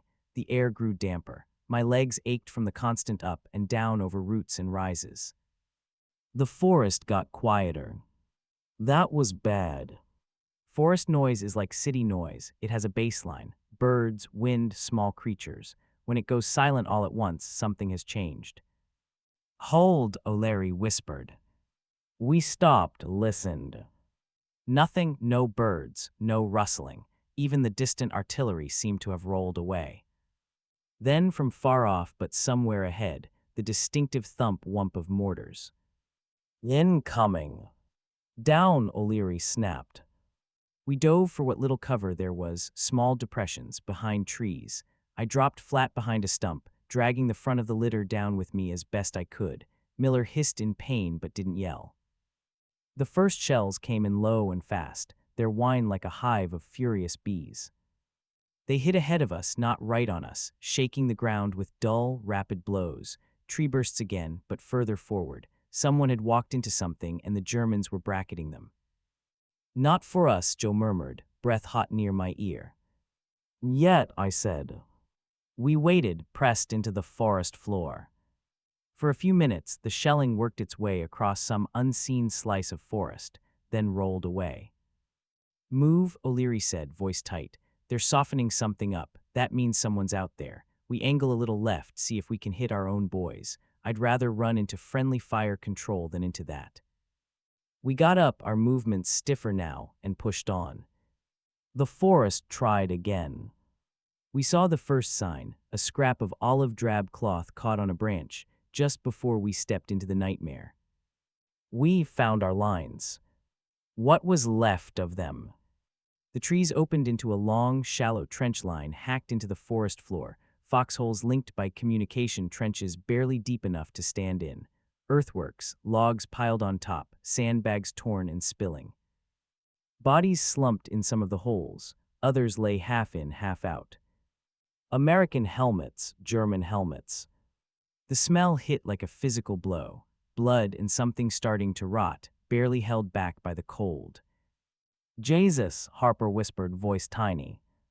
"Looks like both sides tried to hold this spot," Jennings said, "and neither did." "Eyes open," O'Leary said softly. "We don't know who owns it now." We moved along the trench line, boots slipping in mud, trying not to step on anyone who'd never move again. In one shallow dugout, a man lay with his back against the wall, a Bible open on his lap, both hands still around it. A hole gaped where his throat should have been. The pages were soaked and stuck together, crimson. I didn't read the verse, I couldn't. "Over here," Joe called quietly. At the far end of the line, a battered sign hung crookedly from a tree, Seco 216, stenciled in black. Someone had drawn a little four-leaf clover in the corner. Company C, 2nd Battalion, 16th Infantry, our sister company. "Looks like they got hammered," O'Leary said, his jaw flexed. "No telling if the survivors pulled back or pushed forward, but if this is their old line, ours is back that way." He jabbed his thumb over his shoulder, roughly west. "Time to go home." "Assuming there is one," Joe muttered. We turned. The forest had one more card to play. It waited until we were back under the thickest canopy, path sloping gently downward, before it sprang. The mortar shell that got us landed close enough that I heard the hollow, heavy thunk as it hit the ground before it detonated. "Down," I yelled, but the word barely left my mouth before the explosion tore the air apart. The world became noise and pressure and flying dirt. I hit the ground face first, the impact driving the breath from my lungs. Something hot slashed across my calf, splinters of wood rained down. For a second, I couldn't hear anything but a high, sharp whine in my ears. Then sound seeped back in, muffled at first, then clearer. Somebody screaming, somebody swearing, another incoming whistle, further off this time. I pushed myself up on my elbows, vision swimming. The litter was on its side. Miller lay half off it, groaning. Jennings was face down, not moving. Harper knelt a few feet away, hands clamped over his forearm, where blood seeped between his fingers. "O'Leary." O'Leary was on his back, 5 yards ahead, half propped against a tree he hadn't been near a second before. His helmet was gone. Blood matted his hair. His right leg lay at an odd angle. His hands were pressed hard against his own belly. Red leaked out between them. "Sergeant," I stumbled toward him, knees threatening to give. "Stay down," he gasped. Another shell landed further away, a duller thump. The barrage was moving on. "Doc," Joe yelled, "we need Murphy." "Murphy not here," O'Leary said, voice thinner than I'd ever heard it. "Murphy, with the platoon. You got me, boys, that's it." I dropped beside him, hands hovering uselessly over his. Let me see," I said. He shifted his grasp for a second. I saw enough. The blast had caught him low in the abdomen. His jacket was shredded, his web gear dangling uselessly. The wound beneath was wrong, deep, too wide, too much. I'd seen enough by then to know the difference between bad and hopeless. He knew it, too. His face was gray, lips already tinged blue at the edges, but his eyes were clear, focused. "Walker," he said, not Iowa this time. "Yeah," I managed. My throat felt clogged. "You listening?" I nodded hard. You're gonna get these men back, he said. You Ramirez, you hear me? Forest wants to keep you, don't let it. Follow the goddamn compass. Don't argue with it. Don't try to be clever, just go. Doc we can, I stammered. No, he said flatly. I'm not making it back. You drag me, you die, all of you. My eyes burned. We don't leave our own. He grabbed my wrist with surprising strength. His fingers dug in, dragging my gaze to his. Sometimes, he said, each word punched out, you do, because the living ones need you more. A terrible, treacherous part of me whispered that I wanted to stay, that I wanted to sit with him until the end, because the idea of walking away from the man who'd gotten me across Omaha and through the hedgerows and into this damned forest felt like theft. He saw it in my face. Don't you dare make this about you, he snarled, a flash of the old O'Leary in his eyes. You want to honor me, you get them home, and if a day ever comes when some shiny general pins a medal on you and asks how you did it, you tell him the truth. We did it because some poor bastard sergeant told us to run when he couldn't. His hand slipped on my wrist. He swallowed, coughed weakly. Give me 2 grenades, he said. My stomach flipped, Sergeant. Insurance, he said. If the Krauts come sniffing, I'm not letting them use me for bait, you know that. He was asking me to hand him the means to blow himself and anyone who got close to him to pieces rather than be captured, rather than be found by the wrong people in his last minute. My fingers felt numb as I unclipped 2 frags from my belt and set them within easy reach of his hands. He curled his fingers around them, knuckles white. Joe knelt on the other side, face tight, jaw working like he was grinding his teeth down. You sure about this, Sarge? He asked, voice squeezed. Ramirez, O'Leary said, only question I care about is, are you sure you can get them back? Joe swallowed, yes, Sergeant. O'Leary turned his head slightly, looking up through the branches. The gray light made the lines on his face deeper. Good, he muttered, always said you two were stubborn. A shiver ran through him. His hands tightened on the grenades. For a moment, pain twisted his features. I couldn't help it. Is there anything you want me to say to anyone? I asked, hatting myself for how small my voice sounded. He was quiet for a long second. If you see my old lady back in Boston, he said finally, you tell her I stopped drinking 2 months before the war just because she bet me I couldn't. She'll like that. Okay, I whispered. And you tell her, he added, a ghost of a grin twitching one corner of his mouth, that the damn Sox better win at least one series after all this, or I'm haunting Fenway. His eyes unfocused for a second, then snapped back. Go, he said, now, that's an order. The words hit almost as hard as the blast had. An order. Harper, I said, my own voice sounding strange in my ears. Help me get Miller back on the litter. Joe, check Jennings. Jennings was breathing, shallow and rattling, but alive. A long splinter of wood had torn through the flesh of his upper arm, a groove of blood and meat, bad but not fatal with proper care. Harper, how's your arm? I asked. Creased, he replied through gritted teeth, peeling his hand back just enough for me to see the bloody furrow along his forearm. Hurts like hell, doesn't go deep. We can walk, Joe said for both of them. Good, I said, then we're going. I looked at O'Leary one last time. His eyes were closed now, but his jaw was set, fists still wrapped around the grenades. His chest rose and fell shallowly. Thank you, I said, not sure if I said it out loud. Then I turned away. We lifted the litter, Miller grunting weakly as the canvas shifted under him. I took the front left pole, Harper the right. Joe slung Jennings's arm over his shoulders and half supported him. We were a ragged line of limping, blood-streaked men in a forest that wanted to eat us. I took out the compass with my free hand, cradling it awkwardly. The needle steadied. West-northwest, I said. We don't argue with it. We walked. Every step away from O'Leary felt like walking underwater. My mind kept wanting to turn back, to listen for the muffled whomp of grenades that would tell me his last chapter had closed.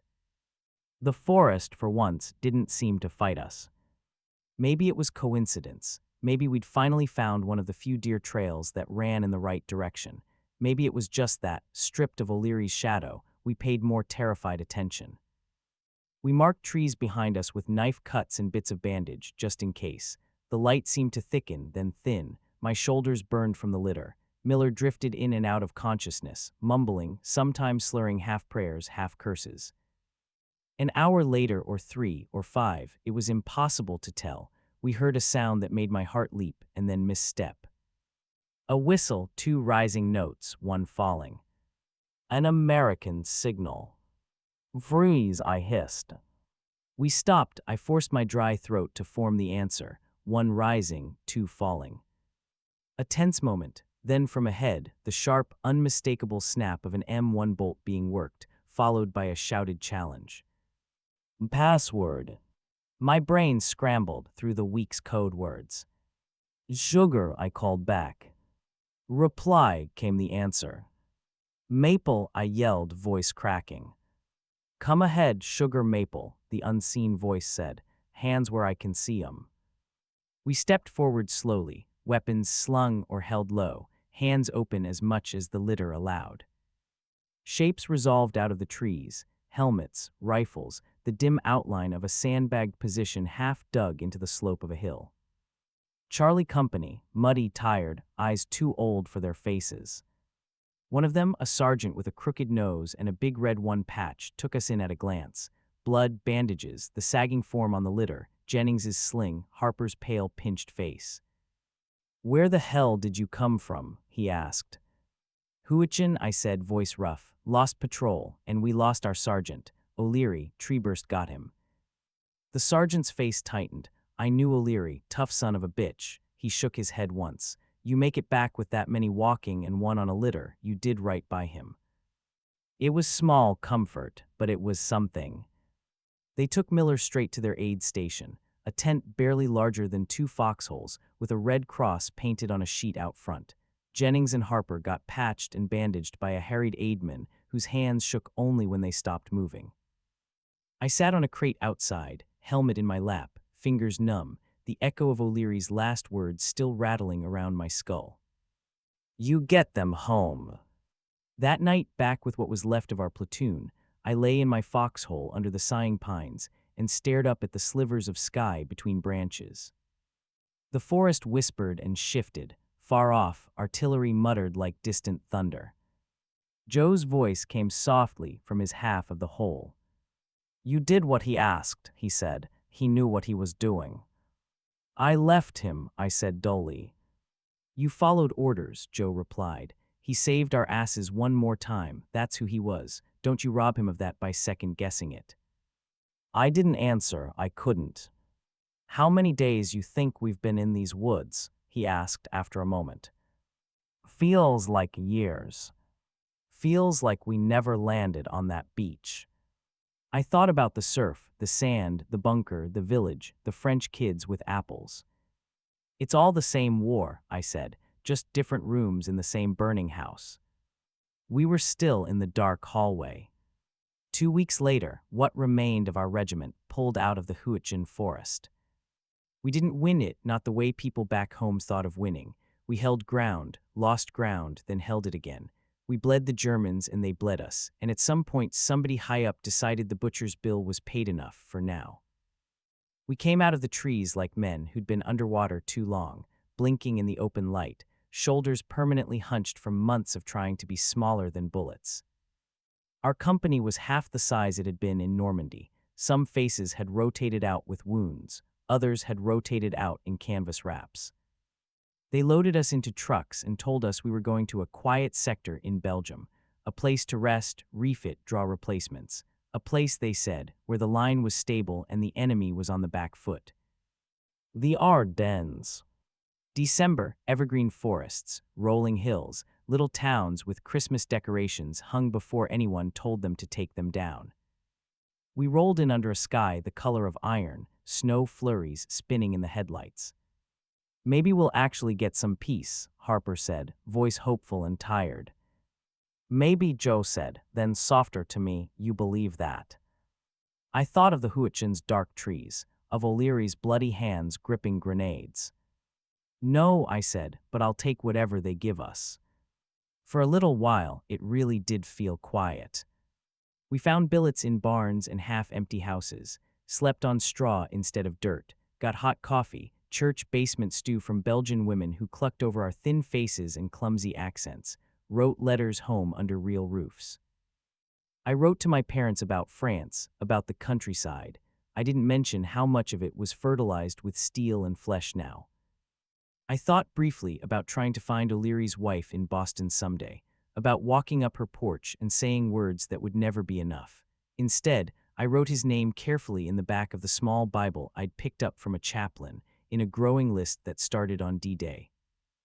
December 15th was cold and clear. Snow crusted the fields. Our breath hung in the air in little clouds. The front line felt like a suggestion on a map, not a knife at our throat. On the 16th, before dawn, the world exploded. Artillery, more than I'd ever heard in one place, even on Omaha. The ground shook under our barn's stone floor. The sky to the east flickered, pulsing with distant flashes. We stumbled out into the yard, boots slipping on ice, helmets crooked, rifles half slung. Far off, beyond the low line of hills, the horizon boiled with light and sound. Someone swore, someone else whispered, "What the hell is that?" Joe's breath steamed beside me. "Feels," he said slowly, "like the war just remembered where we were." He was right. The Germans were coming. Again. Only this time, they weren't just trying to hold a forest or a beach. They were trying to break through, to punch a hole in our lines like a fist through paper. We didn't know it yet, standing there in the freezing barnyard with sleep still in our eyes, but we were about to be swallowed by another kind of hell. They'd call it the Battle of the Bulge. For us, it would be another long, hard hour of war, stitched into days and weeks. And I was no longer the kid who'd stepped onto Omaha. I'd left him in the surf, in the hedges, under the pines. What was left would have to be enough. On the morning of December 16th, 1944, the Ardennes didn't look like a battlefield. It looked like a Christmas card. Snow dusted the low hills and pine branches, softening the hard lines of fences and barns. Thin smoke drifted from chimneys in the little Belgian village where our company was billeted. Somewhere in the distance, church bells rang a thin, clear note in the cold air. We'd gotten used to the quiet. After the Hürtgen, this sector felt like another planet. The line here was thin but stable, the officers said. The Germans were supposed to be licked, no more big offensives, just holding actions while we ground them down. We slept in barns and spare rooms instead of foxholes, dried our socks by real fires, drank hot coffee that didn't taste like boiled mud. Replacements came in, boys with wide eyes and shiny boots who listened to our stories of the forest like campfire tales and thought we were exaggerating. I almost wanted to believe we were. That morning, I woke to the distant sound of artillery. At first, half asleep on the straw in the loft of a cow barn, I thought I was dreaming. The sound rumbled at the edge of hearing, then grew, deepened, multiplied. It wasn't our sporadic harassing fire, the occasional outgoing round we were used to. This was a rolling thunder, sustained and heavy, dozens, hundreds of guns firing almost at once. "Danny," Joe's voice croaked from the next pile of straw. "You hear that?" "Yeah," I said, sitting up. My breath steamed in front of my face. The barn was cold even with the animals below. The sound outside thickened, a constant background roar now. Maybe it's just... I didn't know what it could just be. A second later, the door at the base of the loft banged open. "On your feet," someone shouted up the ladder. "Gear up, move it, move it." Harper's head popped up over the edge of the loft, hair sticking up at odd angles, eyes wide. "Something happening," he panted. "LT, Harris says Germans are shelling all along the line. Big stuff, rumors," he swallowed. "Rumors say armor, lots of it." "Armor?" I swung my legs off the straw and grabbed for my boots, fingers fumbling with the laces. We tumbled down the ladder half-dressed, pulling on jackets, webgear, helmets. The barnyard was a blur of movement, men running, trucks trying to start in the cold, officers clustering around jeeps and radios. The sky to the east flickered with intermittent flashes, like distant lightning behind heavy clouds. The rumble continued, an unbroken growl. I found Jennings near a stone trough, strapping on his bar. "You hear anything?" I asked. He shook his head. "Only scuttlebutt. Some Kraut general decided he wasn't done yet, threw the dice." "Where's our line?" Harper asked, breath fogging. "I thought it was solid here." "So did everyone," Jennings said grimly. Lieutenant Harris climbed onto the hood of a jeep, waving his arms. "Listen up," he yelled. "Division reports a major German offensive along the front, armor and infantry. Our sector is getting hit, but not as hard as others, yet. Our orders are to hold this ground, delay any enemy probing, and be ready to move on short notice."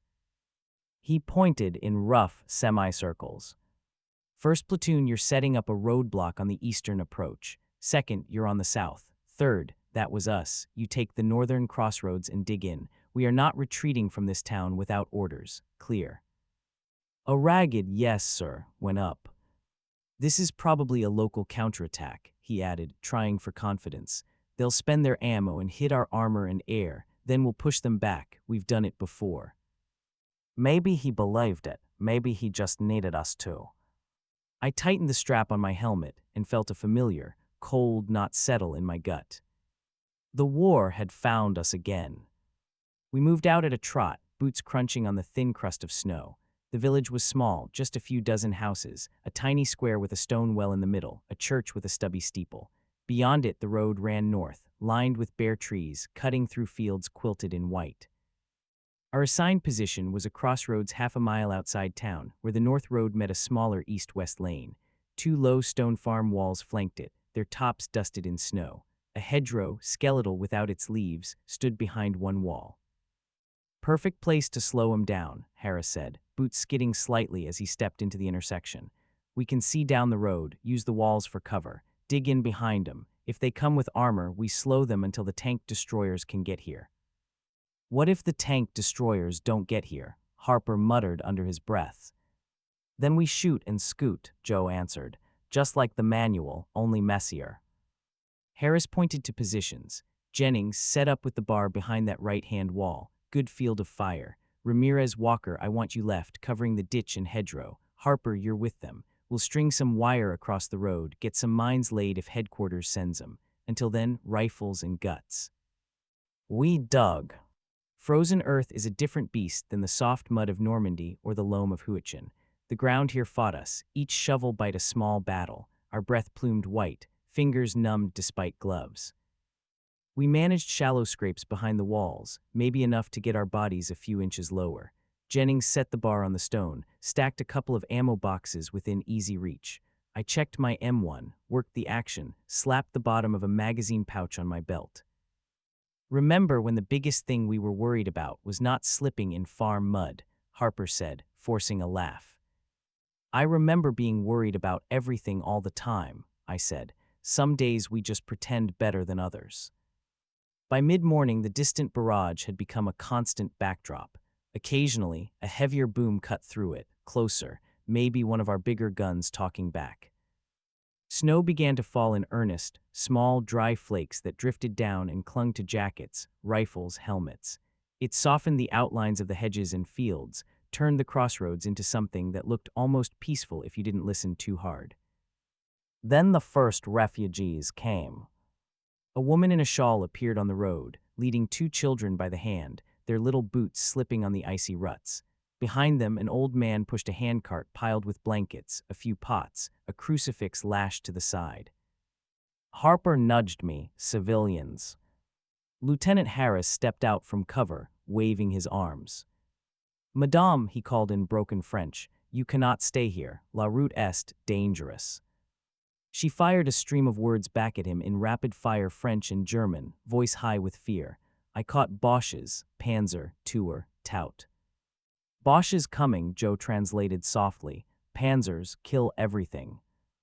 Behind them, more figures emerged, villagers we'd seen serving coffee and bread the day before, now clutching bundles, eyes wide. A boy about 12 lugged a sack that looked too heavy for him. A girl held a doll with one arm missing. They streamed past us, heading west, deeper into our lines. Some murmured merci, dank, God bless as they passed, eyes flicking to our rifles, our faces. Watching them, a hot, tight feeling rose in my chest. These people had already lived through one invasion, 4 years of occupation. They'd hung flags when we came, sang songs I didn't know, cried in church pews. And now they were running again because the enemy wasn't finished. "They're not getting past us," Jennings said quietly, voice flat, eyes fixed down the road. "Not easy anyway." By noon, the flow of refugees had slowed. The snow thickened. Visibility dropped as a white curtain hung between us and the line of trees a few hundred yards away. Snow is beautiful in peacetime. In war, it's a trickster. It muffles sound, hides movement, blurs shapes until friend and foe look the same. "Can't see a damn thing," Harper muttered. "Good," Joe said, "means they can't either." "Unless they know where we are and we don't know where they are," Harper shot back. "Then it's just fair," I said. "We've been doing that to them all year." We waited. Waiting is its own kind of warfare. Minutes stretch elastic, nerves fray. You find yourself jumping at your own breath, ears straining for any change in the background noise. For a long time, there was nothing but the distant thunder of artillery and the faint, irregular crunch of snow as someone shifted weight behind the wall. Then faintly, under everything else, I heard it. A deep, low growl, rhythmic, mechanical. "Engines," I said. Everyone went still. The sound grew slowly, an animal moving in the fog, more than one engine. A slow, heavy rumble, like distant thunder given wheels. "Tanks," Jennings breathed, his knuckles whitened on the bar's grips. "How far?" Harris asked. I listened, trying to separate sound from the muffling snow. "Half a mile, less," I said. "Hard to tell, coming up the road, I think, maybe more off to the right." "Any of ours in that direction," Harper muttered. "Not that I know of," Harris said. "Everyone we've got is either behind us or dug in north and south." He took a breath. "Hold fire until we're sure. Let 'em get into the intersection. If it's Krauts, we chew up any infantry we can see, then fall back before they turn us into paste." "What if they're ours?" Joe asked. "Then we wave and ask where the hell they've been," Harris said. The rumble got louder. Through the swirling snow, dark shapes began to resolve at the far end of the straight stretch of road, indistinct at first, then clearer. Big, boxy, low. My heart climbed into my throat. American Shermans had a certain shape, rounded turret, distinctive silhouette. These looked squarer, more angular. The turrets sat differently, the barrels seemed longer. A shape on the lead tank's front hatch resolved, a cross painted white. "Not a star." "Panzer," Jennings whispered, the word like a curse. "Hold," Harris hissed. Infantry appeared around the tanks, figures in field gray, weapons slung, hunched against the cold. They moved up the ditches on both sides, their outlines fuzzy in the snow. "Range," Harris said tightly, 200 yards, wait for my order, then hit the infantry. Ignore the tanks unless they give you a clean shot at a commander. We cannot stop that steel with what we've got." The lead tank slowed, then halted, engine idling, exhaust puffing black through the white air. The second pulled up behind it, then a third. They were 150 yards away now, close enough to see the black iron crosses more clearly, close enough to hear the faint clank and hiss of metal as they shifted weight. Infantry fanned out, more of them than I'd hoped, maybe a platoon's worth, using the armor as a moving wall. A man in a coal scuttle helmet stood in the lead tank's open hatch, binoculars to his eyes. His scarf was a dark strip at his throat. He scanned the crossroads, slow and methodical. Snow swirled between us, momentarily thicker, then parted again. "Come on," Harper murmured. "Don't see us, don't see us." The man lowered the binoculars. Our eyes met across the snow. It felt that way, anyways. "Down," Harris barked.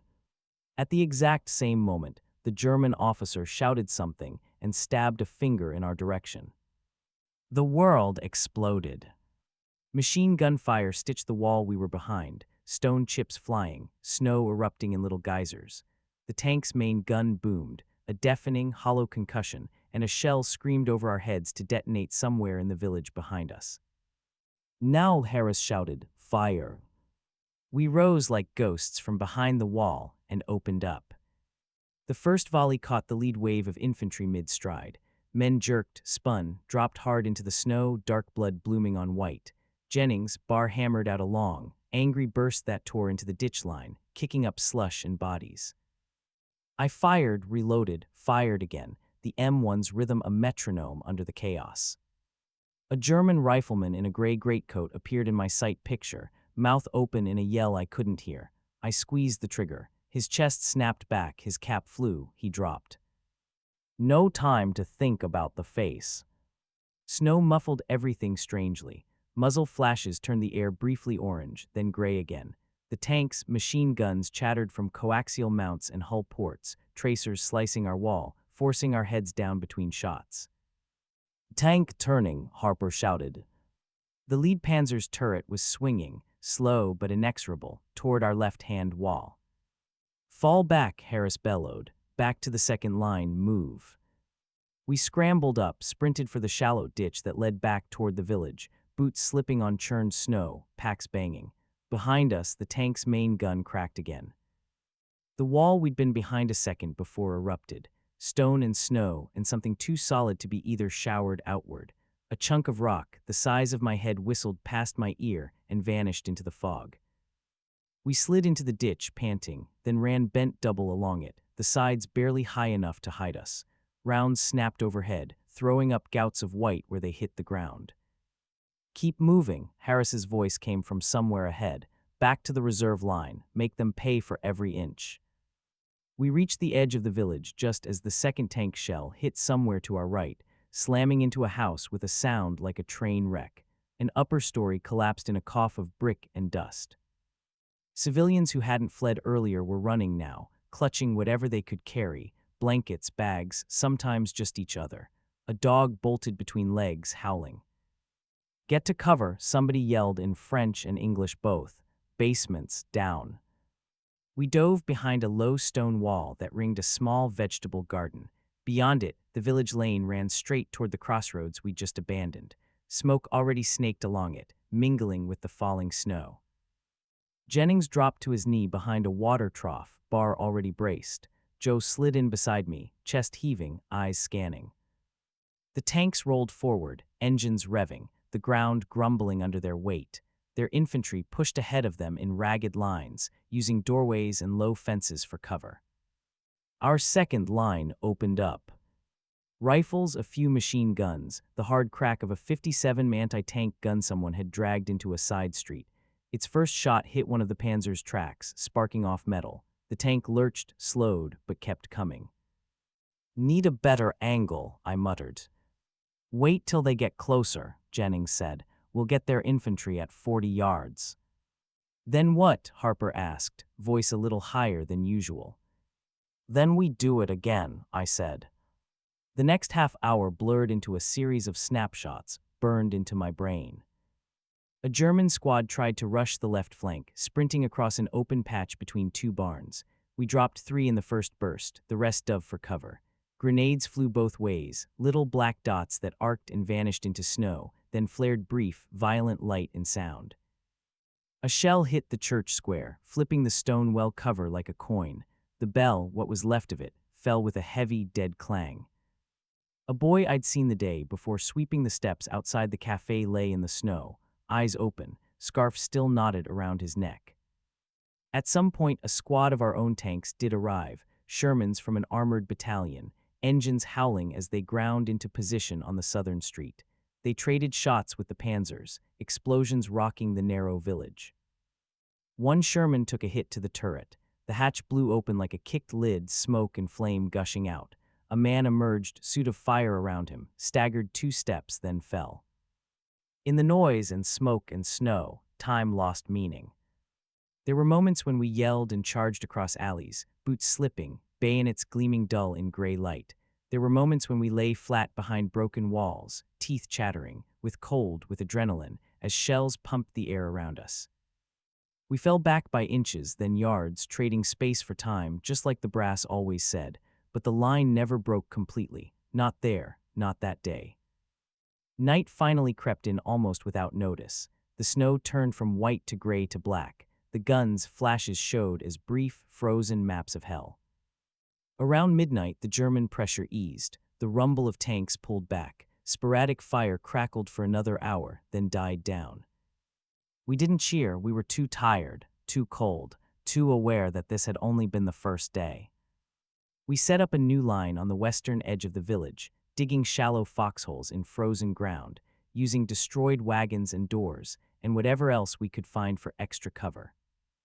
Someone passed around a bottle of something sharp and homemade. I took a swallow, felt it burn all the way down, then vanish into the deep cold in my belly.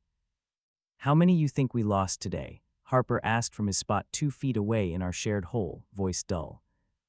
"Too many," Jennings said. "Not as many as they did," Joe added. "Does that help?" Harper asked. "Helps enough to get up tomorrow," Joe said. "I was too tired to contribute."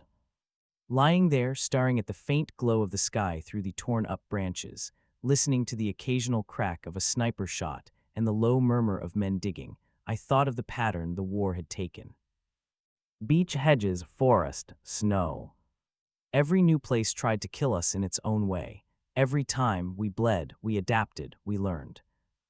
The Germans had thrown a punch here in the Ardennes more powerful than anything we'd expected.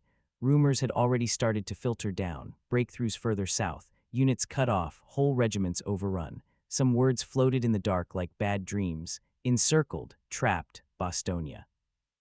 "Think they can push us back to the sea?" Harper asked suddenly. "No," I said, surprising myself with how sure I sounded. "Why not?" he persisted.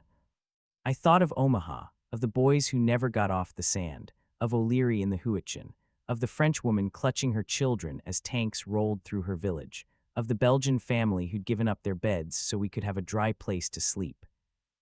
"Because we didn't come this far to let them have it again," I said. "Because too many guys didn't get to come this far with us. Because," I groped for the word, "because we're too damn stubborn." Joe's low chuckle puffed in the cold air. "Sounds like O'Leary talking," he said.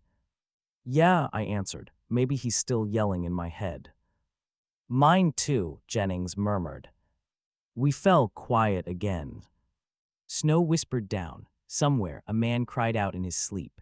Somewhere else, a chaplain murmured a prayer over someone who'd never wake.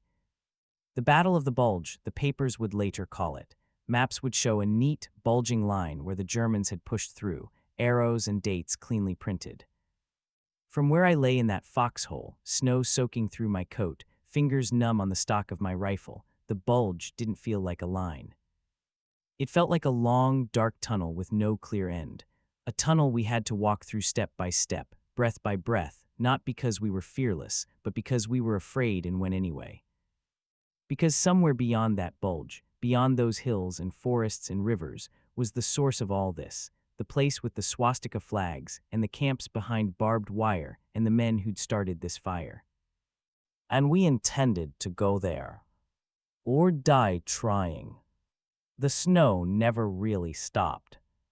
Sometimes it was a fine mist, barely there, a dusting that made your eyelashes crust. Sometimes it came in thick, wind-driven sheets that turned the world into a white wall 10 feet in front of your nose. Either way, it was always there, on our coats, in our boots, clinging to our rifles, seeping into our bones. The first night after the Panzers hit our crossroads, I slept in 10-minute snatches, half curled in the shallow foxhole we'd clawed out at the edge of town. Every time I closed my eyes, I saw the tanks again, gray hulks looming out of the snow, the dark streaks of bodies in front of them. In the morning, the world was quieter. Not peaceful, just paused. Our line around the village had held, but just barely. The northern and southern roads were still in our hands. The eastern approach where we'd first made contact was now a no-man's land of wrecked armor, burned-out houses, and half-buried bodies. Germans pulled back to regroup, Lieutenant Harris said, standing at the halfway blown-apart corner of a barn, binoculars glued to his face. Reports say they broke through further south, trying to roll up the line, get to the Meuse. The what? Harper asked, hugging his jacket tighter. The river, I said, last big natural barrier before they hit the flat ground toward Brussels and Antwerp. What happens if they cross it? Harper said. Then the brass has heart attacks and we work harder, Joe answered. Harris lowered the glasses, jaw tight. We're not going to let them get that far, he said. Our job is to slow them, bleed them, buy time for the higher-ups to get armor and air in place. Battalion says we're the cork in the bottle on this stretch. We always wanted to be important, Jennings muttered. Yeah, I said, careful what you wish for. The snow kept falling. We spent most of that day improving our positions, deepening holes in ground that didn't want to be dug, stacking what was left of walls and broken furniture into makeshift barricades. Civilians who hadn't left on the first day stayed mostly in their cellars. Occasionally, a pale, anxious face would peek from a doorway, then vanish again when a shell landed too close. A small miracle rolled into town around midday, a jeep with a trailer full of supplies, ammunition, bandages, rations, and almost unbelievably, a few boxes of winter gear, jackets, gloves, overshoes. Straight from some depot that forgot you boys might be cold, the driver yelled over the engine noise as he waved the crate manifest, "Merry damn Christmas." We lined up like kids at a school lunch, stamping our feet to keep circulation going as supply sergeants handed out whatever sizes they had. My new gloves were too big, Harper's jacket was a little tight, Jennings's overshoes had a hole in one heel. We didn't complain. Better than frostbite, Joe said, wiggling his toes inside his new rubber galoshes. Doc says we're already on track for enough trench foot to fill a hospital, I answered. Maybe this'll slow it down. Doc Murphy moved along the line, squinting at our faces, checking fingers and noses when he could. Frostbite didn't announce itself with fanfare, it just quietly stole bits of you. By late afternoon, the sky darkened again, not with clouds, those had been there the whole time, but with the early, smothering winter dusk. Expect probing attacks tonight, Harris said during a quick, smoky briefing in the back room of the town's half-shattered cafe. They'll look for weak spots, try to infiltrate. We keep tight watch, especially on the roads and between buildings. No one moves without a password challenge. The password been changed, Tom the radio man added. Division says the Germans have been trying some tricks. Tricks, Jennings frowned. Rumors out there, Harris said, that Kraut commandos are running around in American uniforms, perfect English, trying to sow chaos, cutting phone lines, giving bad orders, turning our signs. Sounds like a bad movie script, but headquarters is spooked enough to make the passwords longer and change them more often. Aren't we a little far from the main thrust for that? Harper asked. Maybe, Harris said, maybe not. Either way, we don't assume anything. From here on out, nobody gets close to your foxhole or position without you challenging them. Twice. What if they get the password? Joe said. Then you ask them something only an American would know, Harris said. Baseball, movies, states, the name of the president's dog. Use your imagination. It sounded absurd.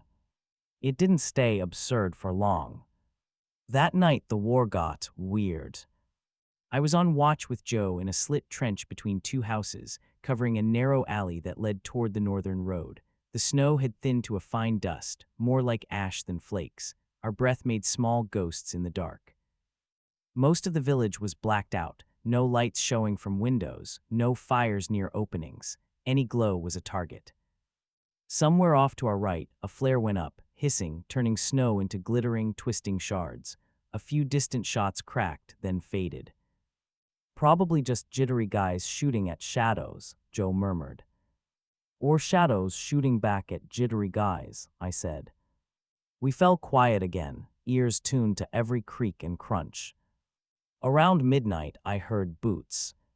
Soft, slow, deliberate boots on packed snow, coming from the alley ahead.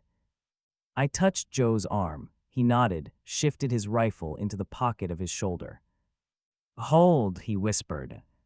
The sound grew nearer. A shape emerged from the darkness, a man in a helmet and heavy coat, rifle slung. Behind him, two more figures hunched against the cold. Hold it right there, I called, forcing my voice to stay steady. Password. The lead man froze, For a heartbeat, there was only the hiss of our own breathing. Then he answered, "Sugar." My stomach unclenched a notch. "Reply," I said. "Maple," he answered promptly. "Correct." "Advance to be recognized," Joe said, hands up. The man stepped closer, lifting his gloved hands slightly, rifle hanging from its sling. He wore an American M1 helmet, a bulky GI overcoat, leggings properly wrapped. The silhouettes of the two behind him matched. As he came into the weak splash of light from a shuttered window behind us, his face resolved, a pale oval under the helmet rim, shadowed by a day's worth of stubble.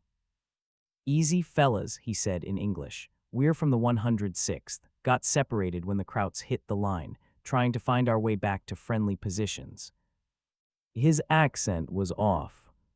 Not much, just a hair. A vowel bent wrong, an R held a little weird in his mouth, not the drawl of the South, the flat Midwestern plain, the clipped East Coast, or the slow West Texas, something trying too hard to be neutral. Joe heard it too, his eyes flicked to mine, then back. "What outfit?" he asked conversationally. 106th Infantry Division, the man said evenly. 422nd Regiment, 2nd Battalion. Specific, too specific. "Who's your battalion co?" Joe asked. The man's jaw tightened, just a fraction. "Captain Wilson," he said. "Captains don't command battalions," Harper whispered under his breath from the hole behind us. "Move closer," I said, "one more step." He did. Now I could see his eyes clearly, light, maybe blue or gray, and very, very alert. "What state you from?" I asked. "Ohio," he said, too fast. "What's your governor's name?" Joe cut in. The man blinked once, twice. "Look, we've been under fire all day," he said, a hint of annoyance or strain creeping into his voice. "We're freezing our asses off out here. You want to play 20 questions, or you want to let us in so we can help kill some Krauts?" "Humor me," Joe said. "Governor." "Hell, I don't know," the man snapped. "We've been overseas for months, don't exactly get the local paper delivered." His voice climbed on the last word, the vowels flattening in a way that set every hair on my neck on end. I remembered what Harris had said, Germans in American uniforms, perfect English or nearly. I thought of a different question, something small, stupid, that no German intelligence officer would ever think to cram into a language lesson. "Mickey Mouse," I said suddenly. "Who's his girlfriend?" The man's eyes flicked from me to Joe, then back. His mouth tightened. "What?" he said. "You heard me," I said. "Mickey Mouse, little cartoon mouse. Who's his girlfriend?" "That's your security question," he scoffed. "Jesus, how old are you, kid?" "Old enough to know better than to let anyone walk in here without an answer," I said, keeping my rifle trained on his chest. "You answer, or you turn around and walk away. Your call." Silence, thick and cold, hung between us. Behind the lead man, one of the others shifted his weight, boot crunching the snow. The leader's nostrils flared. "What's it to you?" he said. "You some kinda Disney nut."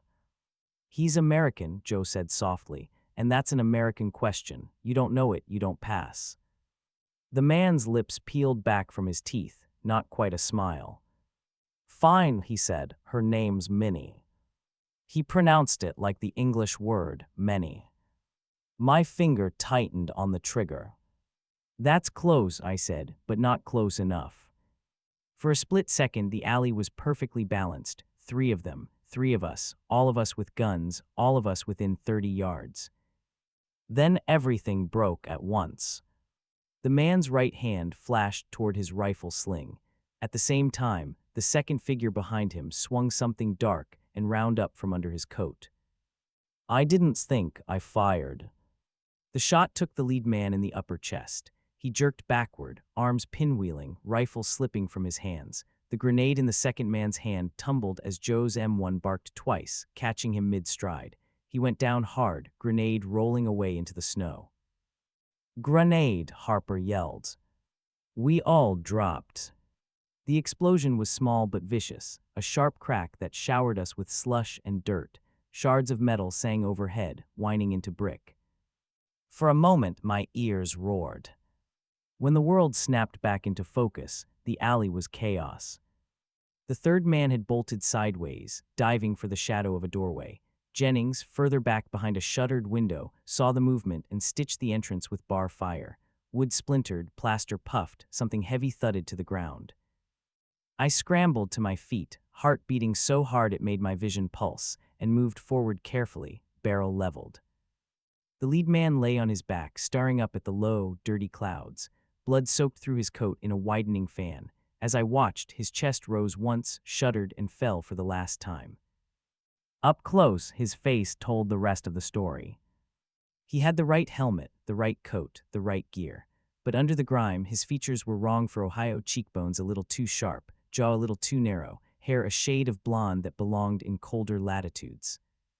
His dog tags, when I tugged them from under his scarf, were perfect fakes, stamped metal, American names, wrong serial number sequences.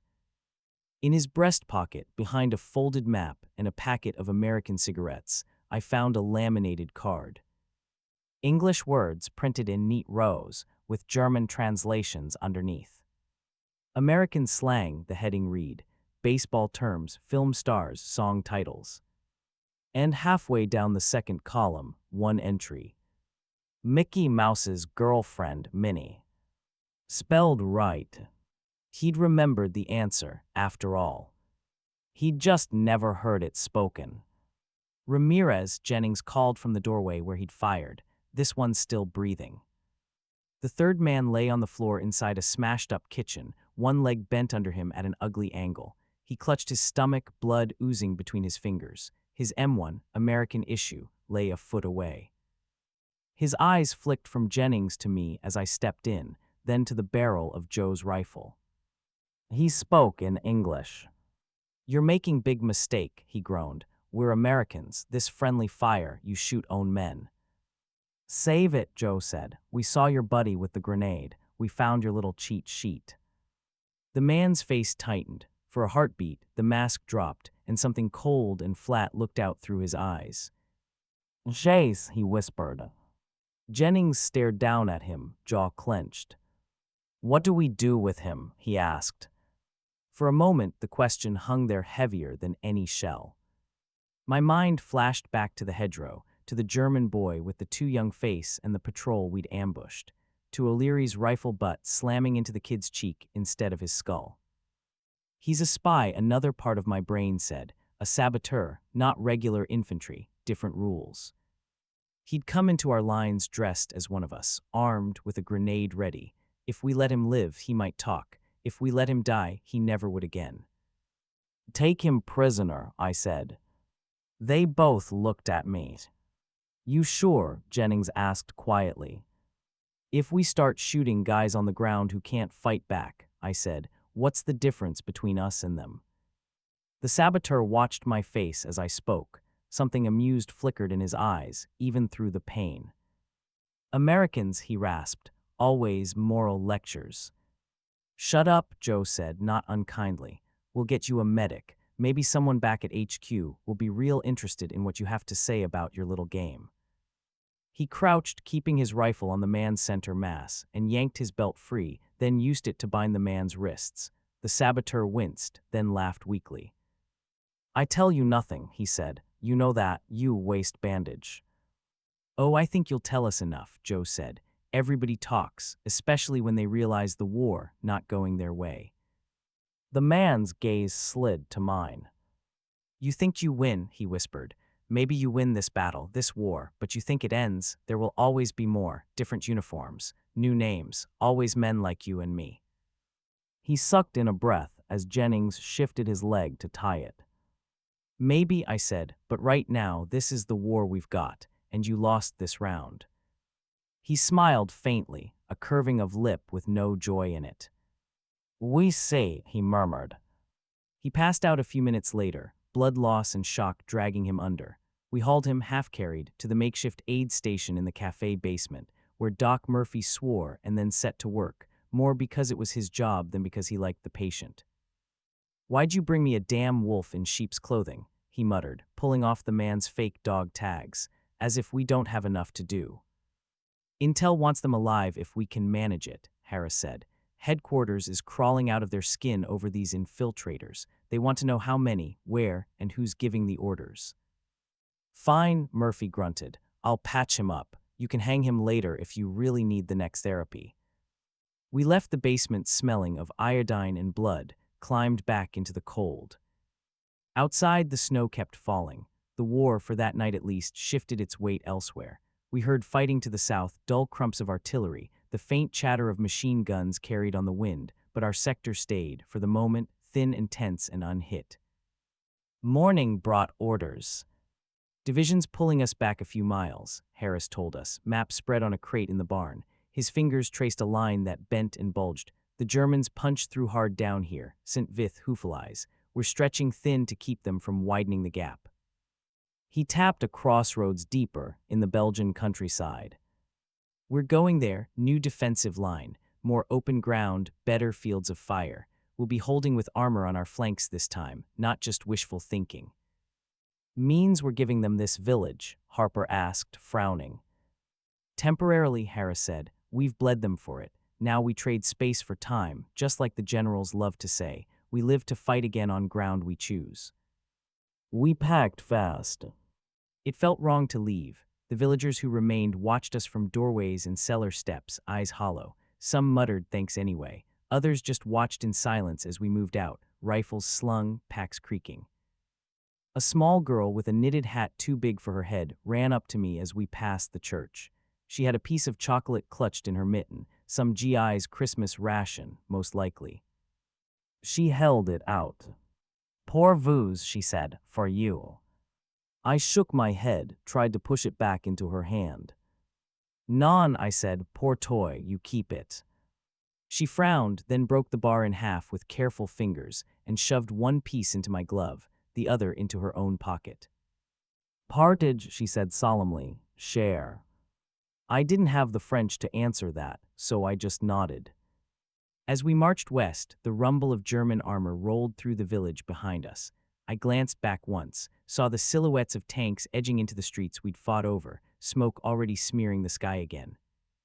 It twisted something inside me, that sight of enemy steel in a place we'd bled to hold. Feels wrong, Harper said beside me, watching too. Feels like strategy, Joe answered. Doesn't mean I have to like it. We fell in with a column of other units, infantry, artillery, supply trains, pulling back to the next line. Trucks roared past, throwing slush. Ambulances bounced. Red Crosses spattered with mud. Along the roadside, military police had set up checkpoints, stopping vehicles, checking IDs, asking questions. The infiltrators had spooked everyone. At one intersection, an MP waved us to a halt. Hold up, he shouted. We're doing spot checks. Gotta make sure you boys are really you boys. Harris sighed. We don't have time for this. Make time, sir, the MP said, not unkindly. Orders from Corps. He moved down the line, stopping each man, asking rapid questions. State, capital, who's in the World Series this year? What's 2 + 2? Who won the Kentucky Derby? Ridiculous stuff, necessary stuff. When he got to me, he squinted at my face, then at the patch on my arm. State, he asked. Iowa, I said. Capital. Des Moines. He nodded. You a baseball fan, Iowa. Cubs, I said. Don't hold it against me. He smirked. You got enough suffering in your life then. Move along. He stopped Harper next. You? Ohio, Harper said. Capital. Columbus. Who's the governor? Harper's eyes flicked upward, as if the answer might be written in the clouds. Bricker, I murmured under my breath, loud enough only he and Joe could hear. John W. Bricker. Bricker, Harper said quickly. The MP gave him a long look. You boys helping each other out, he asked. We've been helping each other out since Omaha, Joe said. Some habits die hard. The MP stared a second longer, then waved us on. As we moved off, Harper let out a breath. Thanks, he muttered. Next time, I said, you're on your own with Mickey Mouse questions. The new line was less a line than a frayed rope. We reached it at dusk, a scattering of foxholes and gun pits strung along a low ridge overlooking a shallow valley. Snow-covered fields sloped down toward a dark smear of trees. Beyond that, more hills, more woods, more unseen movement. Dig, Harris said, then dig some more. We did. The Battle of the Bulge stretched on around us, north, south, beyond our little slice of it. Names that would echo in history later were just places other people were bleeding: Bostonia, Malmedy, Elsenborn Ridge.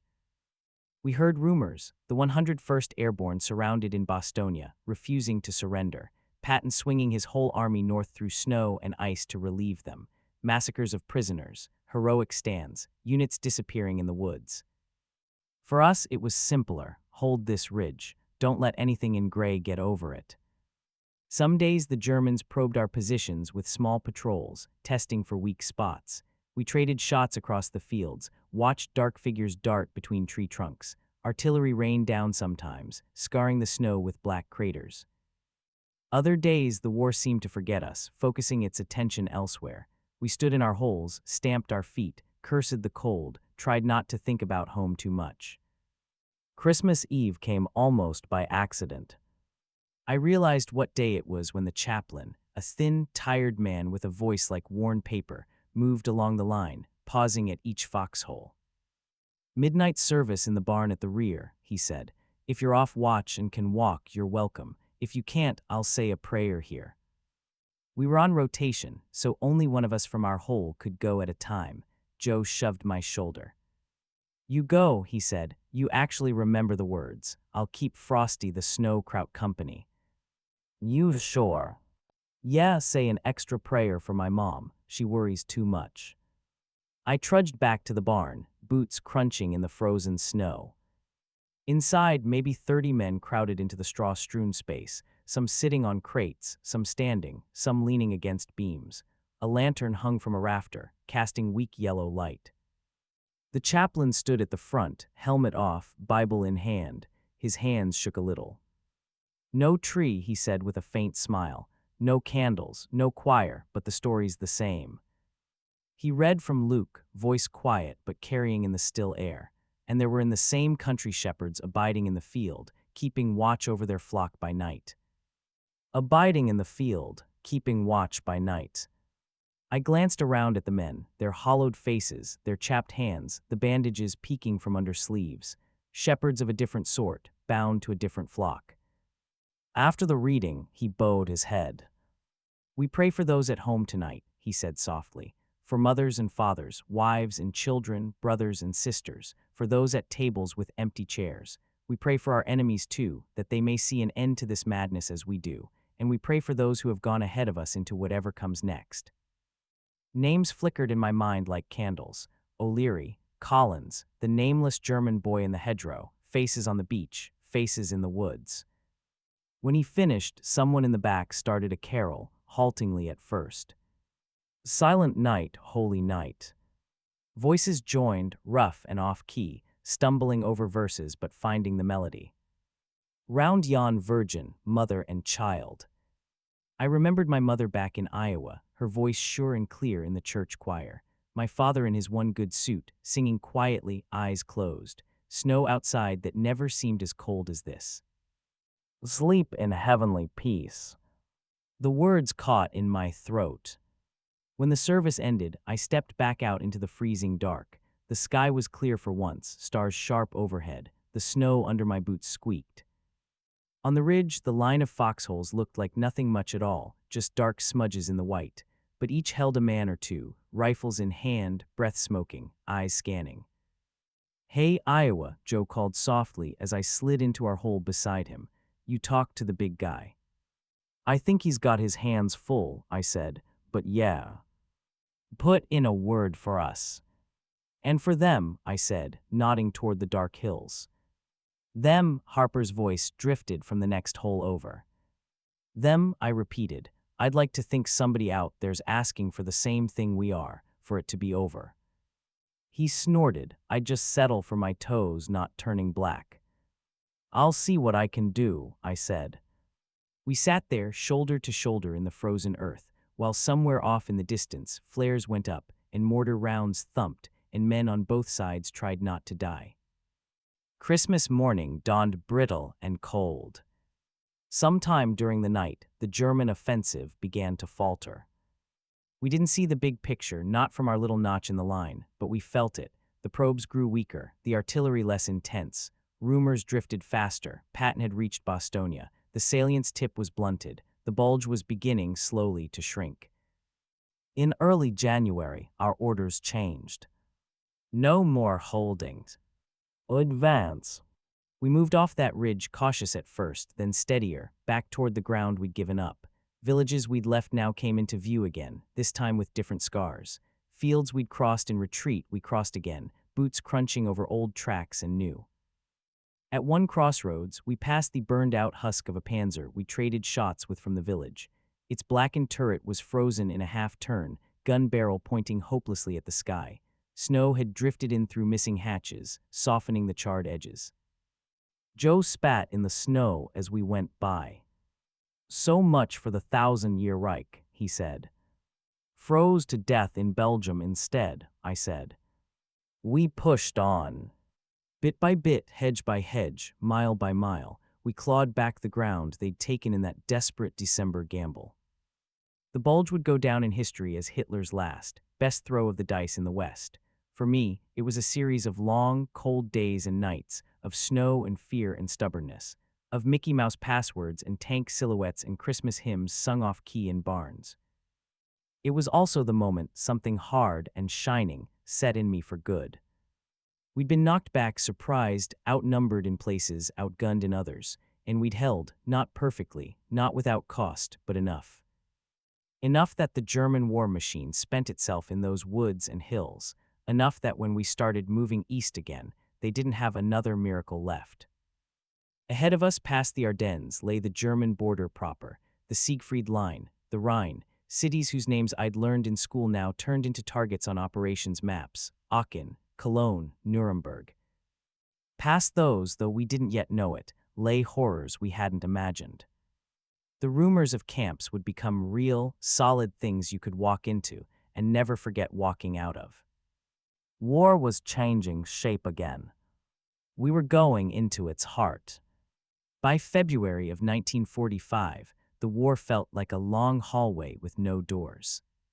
We just kept walking. The Bulge had swollen and then shrunk. The front line straightened, more or less, and then began to bend east again. There was no single day when someone said, "The offensive is over."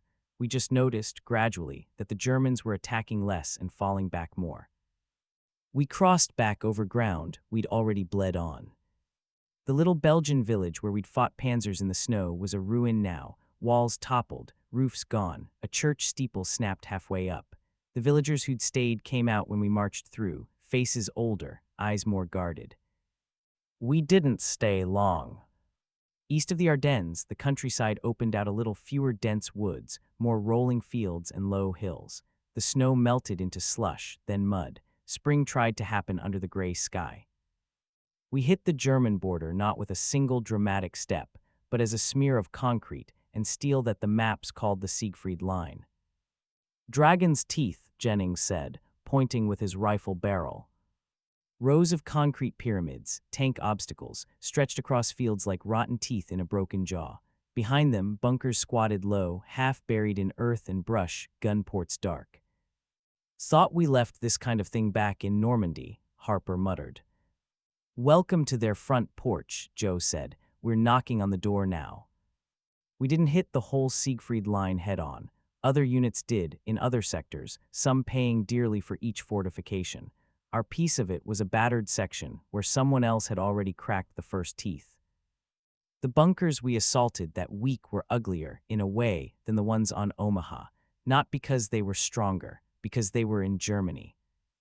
It felt different, stepping onto soil that belonged, unquestionably, to the country that had started this. Up to then, every farm, every town, every hedge we'd fought through had belonged to somebody else. We'd been pushing invaders out. Here, for the first time, we were the invaders, even if we were invading the invaders' home. The first bunker we took was on a low rise overlooking a road junction. Artillery softened it up first, our guns thudding steadily for half an hour, shells pounding the earth around the concrete block, throwing up fountains of dirt and smoke. When the barrage lifted, Lieutenant Harris blew his whistle and we went in. "Feels like D-Day all over again," Harper panted as we rushed from one shell crater to the next, trying to stay below the line of fire. "Smaller beach," I said, ducking as dirt kicked up just over my head from a machine gun burst. The bunker spat at us from its slit, tracers slashing the air. The Germans inside had survived the shelling well enough to keep their MG-42 chattering. Jennings dropped into a crater beside me, bar clutched tight. "Covering fire?" he asked. "Please," I said. He popped up, braced the bar on the lip, and let loose a sustained burst at the firing slit. The recoil drove him back. Casings flew, spinning and hissing as they hit the muddy snow. "Go," he shouted.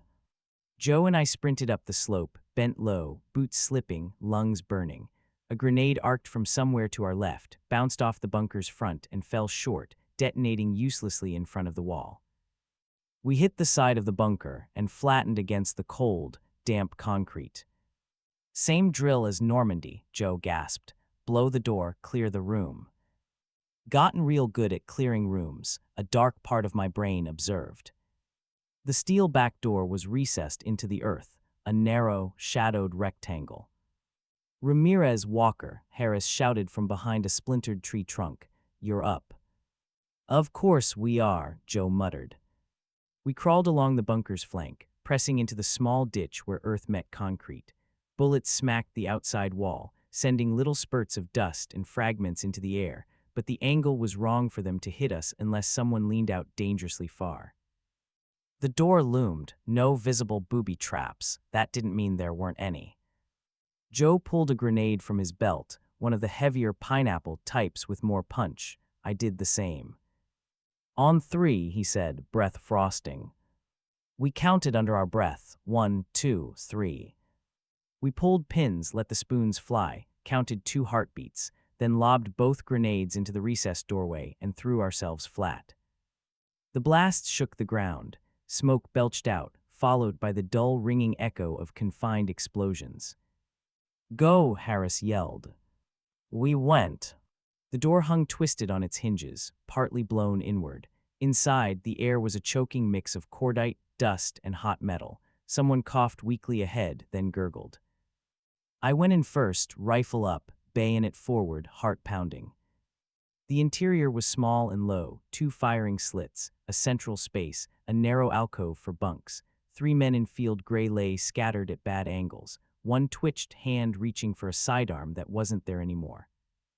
"Stay down," I snapped in German without thinking. "Bleiben." His hand froze, his eyes, wide and bloodshot, flicked to my bayonet, then to my face. He was maybe 30, worn, tired. "Bet," he whispered. "Don't move," I repeated in English. Behind me, Joe and another man swept the rest of the bunker, checking corners, stepping over shattered furniture. "All clear," Joe called. Outside, our own machine guns shifted their fire, raking a tree line beyond where other German positions probed back. I lowered my rifle a fraction. The man on the floor's gaze slid past me to the ceiling. His lips moved around words I couldn't hear. "A prayer, maybes." We'd been hearing for months now about how the German army was running out of everything: fuel, ammo, experienced officers. A lot of the men we faced that spring looked like it. They weren't the swaggering stormtroopers from the newsreels. They were just men in worn uniforms whose country had asked them to defend a madman's cause. Didn't make their bullets any less lethal. We pulled the wounded out and sent them back under guard. Someone else took over the bunker's MG-42, turning it around to face deeper into Germany. Dragon's tooth by dragon's tooth, we broke the line. Then we reached the river. The Rhine. Bigger than any river I'd seen in my life, wider than the Missouri, faster than the Cedar back home. A broad, gray artery cutting across Germany's heart. We came up to it on a wet March morning, boots slipping in the mud of the western bank, breath white in the damp air. On the far side, low hills and industrial towns crouched under a sky the color of lead. Smoke smeared the horizon, some of it from our guns, some of it from factories that had seen better days.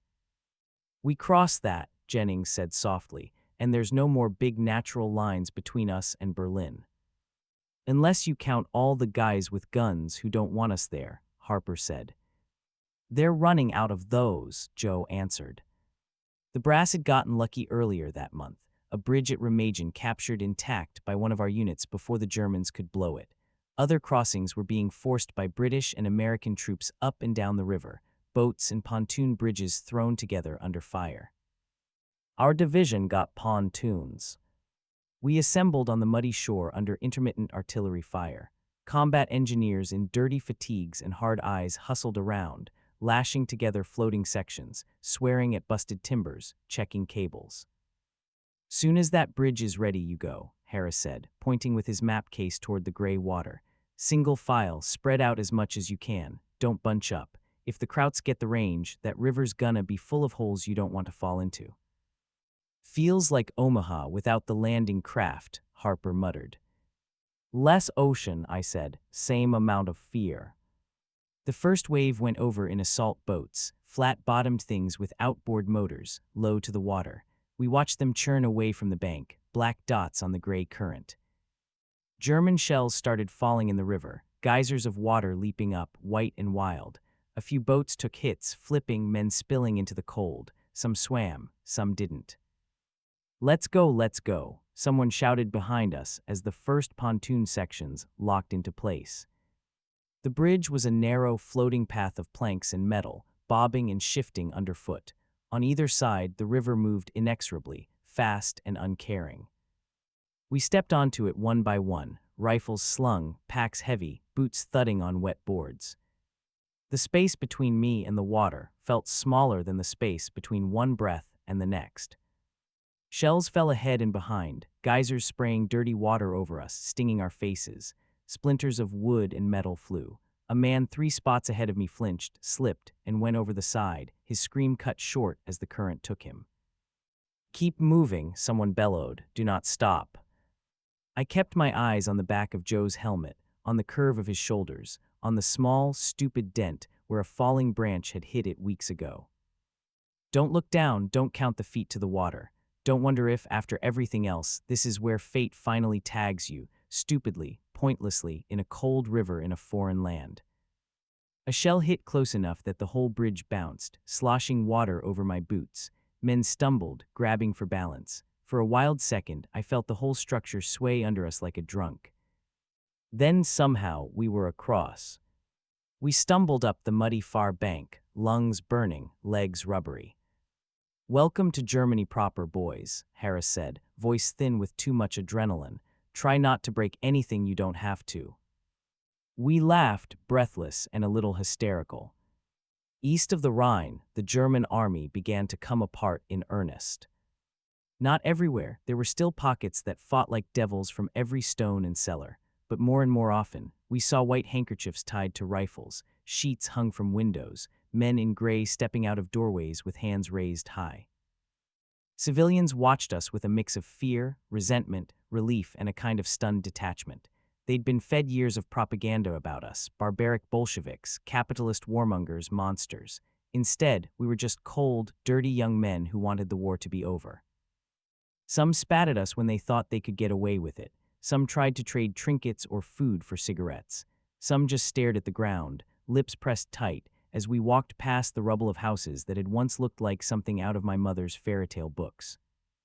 In one town, we walked by a school where someone had half scrubbed a slogan off the wall. "Hut gehört uns Deutschland," it read faintly. "Morgen die Ganze Welt." Today Germany belongs to us, tomorrow the whole world. Harper snorted. "Tomorrow's looking a little different now, huh?" We pushed on. It was late April when we found the camp. By then we'd seen a lot: burning towns, mass graves from hasty retreats, civilians huddled in cellars, but nothing had prepared us for that. We didn't know what we were walking into that morning. Orders were simple: advance along a secondary road, clear any remaining resistance, secure a rail junction. The air was warmer, the snow long gone, fields were greening, birds were back in the trees. The first hint was the smell. Not cordite, not the sour tang of latrines, not the sharp stink of burning fuel. This was heavier, sweet and rotten and thick. It clung to the back of the throat, made you want to swallow and keep swallowing just to push it down. "Christ," Jennings muttered, pulling his scarf up over his nose. "What is that?" "Slaughterhouse," Harper suggested weakly. I'd been to slaughterhouses back in Iowa. They had a smell, sure, but it wasn't this. This had something else under it, something human. We crested a small rise, stepped through a stand of trees, and the world opened into wire. Barbed wire in multiple rows, gleaming dully in the weak sun, tall posts with insulators. Beyond them, low wooden barracks, rows of them, their roofs sagging. And people. They moved slowly between the barracks or stood in small clusters. Some sat on the ground because standing seemed too much work. Some lay and didn't move at all. They were wearing rags, striped uniforms in some cases, tattered civilian clothes in others. The flesh hung off them like wet cloth on bones. Faces were hollowed out, eyes set deep, too big for their skulls. Even from a distance, you could see. They were starving. For a heartbeat, none of us moved. It was like looking at a photograph from another planet. Then a voice shouted from one of the guard towers. German sharp panicked. "Zyorok, Zyorok, Jate Zyorok." A shot cracked, kicking up dust near our lead man's boots. "Cover," Harris yelled reflexively. We scattered to what little there was, ditches, scrapes, behind the trunks of stunted trees. Jennings hit the ground, rolled, brought the bar up, eyes narrowed. I slid in beside a pile of brush, heart racing faster now, but differently. This wasn't like storming a bunker or trading fire in a forest. This felt wrong, lopsided. I peered around the edge. The camp gate was a metal thing, with a slogan wrought into the arch. ARBIT MACHT FREI. Work sets you free. We'd heard rumors, stories from liberated towns, talk of labor camps and concentration camps. Some of the liberated French civilians had tried to tell us, in broken English and gestures, about places where people went in and didn't come out. It had always felt like stories you told kids to scare them into behaving. This was no story. Figures in SS uniforms ran along the inside of the fence, rifles in hand. One dropped to his knee by the gate post, leveled his weapon, and fired again. The round hissed past, too close. "Return fire," Harris ordered, voice tight. "Take out the towers." Suddenly it was a fight. Jennings' bar stuttered, spitting angry fire at the tower where the first shot had come from. Glass shattered, wood splintered. The man inside jerked and tumbled, black uniform a rag doll in the air. Rifles cracked from our line, picking off the other guards who chose to stand and fight instead of run. Some did run. We watched a few small dark figures, sprinting for a back gate, dropping their weapons as they went. A couple fell as someone picked them off. One made it over a low hill and vanished. "Let him go," Harris snapped when someone started to take aim. "We've got more important things to deal with." The firing sputtered, then stopped. Then came the silence. No, not silence. There was sound. Moans, coughs, a thin, strange kind of wailing that I realized, with a cold lurch, was people trying to cheer but not having the strength. We approached the gate slowly, weapons still up out of habit, boots crunching on gravel. The closer we got, the worse the smell became. It was in the ground, in the air, in the wood of the barracks. It seeped into your clothes, into your skin. Up close, the people didn't look like any humans I'd ever seen. Their heads were too big for their bodies. Every bone was visible under gray, paper-thin skin. Some were completely bald, others had tufts of hair. Their eyes, God, their eyes were huge, sunken, feverish. Some reached through the wire as we came near, hands like claws. "Americans," one croaked, voice barely more than breath. "Americanes." "Ja," I said without thinking. "Yes, Americans." The words sparked a ripple. "Americans," they repeated in a dozen accents. "Less Americans, gly Americani." A man near the front dropped to his knees, hands clasped, tears cutting clean tracks through the filth on his face. Dank, he sobbed, merci, thank you. I didn't feel like anyone's savior. I felt sick. Get that damn gate open, Harris said, voice rough. We found the mechanism, rusted and stiff. 2 engineers wrestled with it, metal squealing in protest. Finally it gave, and the gate swung inward with a reluctant groan. The prisoners surged forward, or tried to. Many were too weak. They staggered, fell, crawled. One man collapsed right at my feet, bony fingers scrabbling at my trouser leg. He was speaking German, words tumbling out too fast, too broken for me to catch. I picked up a few. Hunger. Werdachnai, we never thought. I knelt, reached down, gripped his wrist, tried to help him stand. It was like grabbing a bundle of twigs wrapped in cloth. Easy, I said, langsam. His eyes bored into mine, wild and grateful, and something else too, rage, maybe, or bewilderment that anyone had come at all. Where are the guards? Someone behind me asked quietly. Some dead, some gone, Joe answered grimly. A shout went up near one of the barracks. Medics, Doc Murphy's voice, higher than usual. I need every medic we got up here now. We turned. Behind the low wooden building, there was a long, shallow pit.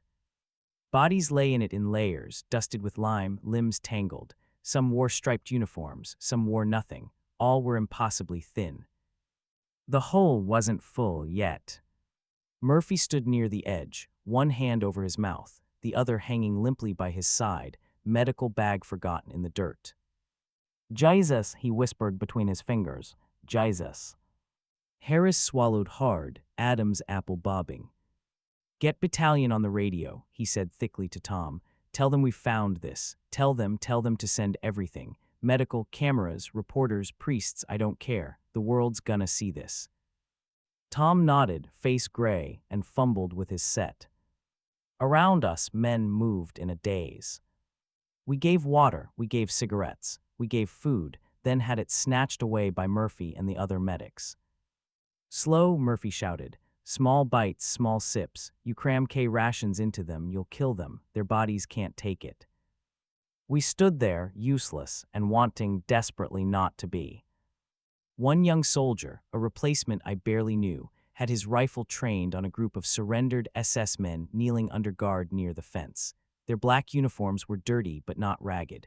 They looked better fed than half our platoon. His hands shook. You knew, he snarled. You had to know you did this.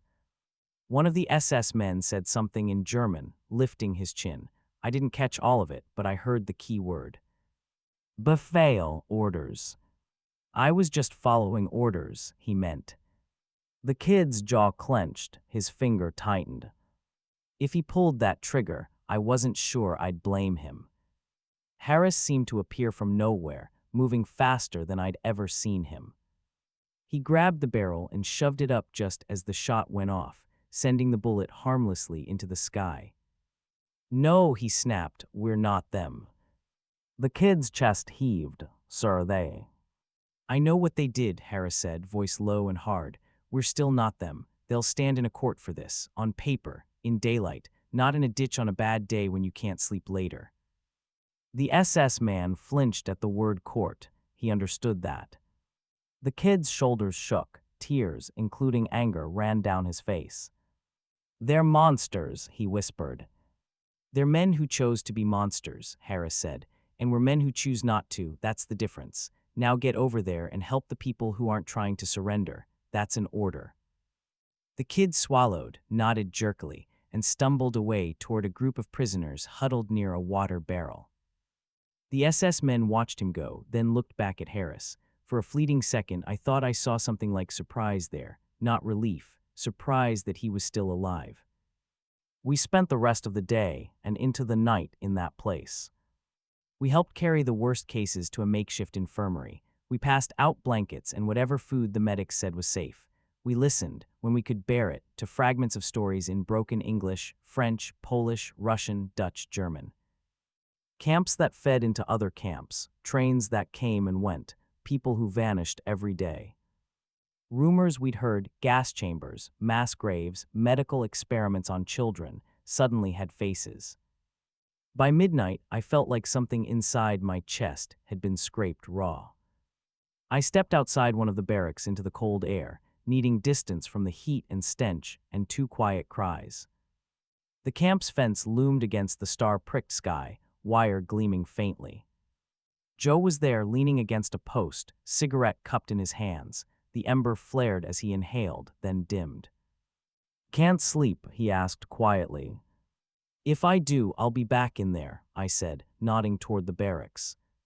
He exhaled smoke slowly. "I thought I'd seen the worst men could do," he said. "Beach, forest, bulge." He flicked ash into the dirt. I was wrong. We stood there in silence for a while, boots rooted to soil that felt tainted down to its deepest inch. "You remember O'Leary," Joe said finally. "Every day," I said. "He used to say we were here for two reasons," Joe went on, "to keep Hitler's boots off our necks and to get those poor bastards in the camps out." "Yeah," I whispered. He jerked his chin toward the looming barracks. "We got here late," he said, "but we got here. It wasn't enough. It would never be enough. But it was something." We moved on a few days later. Other units took over the camp, MPs, medical corps, guys with notebooks and cameras and horrified eyes. We marched east again, through increasingly shattered towns, past columns of prisoners heading west under guard, past civilians standing in the ruins of their houses like survivors of a flood. In late April, word filtered down that Hitler was dead. "Shot himself in his bunker," someone said, "like a rat." "Good," Jennings said, "saves us the ammo." A week or so later, time had lost its sharp edges. By then, we were bivouacked in a field outside a medium-sized German town when every siren and horn in the area seemed to go off at once. For a heartbeat, I thought it was an air raid. Then someone started yelling. "It's over, surrender." They surrendered. The word rolled through the ranks like a physical thing. Over. Men laughed, men cried, men swore. Some just sat down where they were, legs giving way. A captain from Division HQ read the official announcement to us from a crumpled sheet of paper.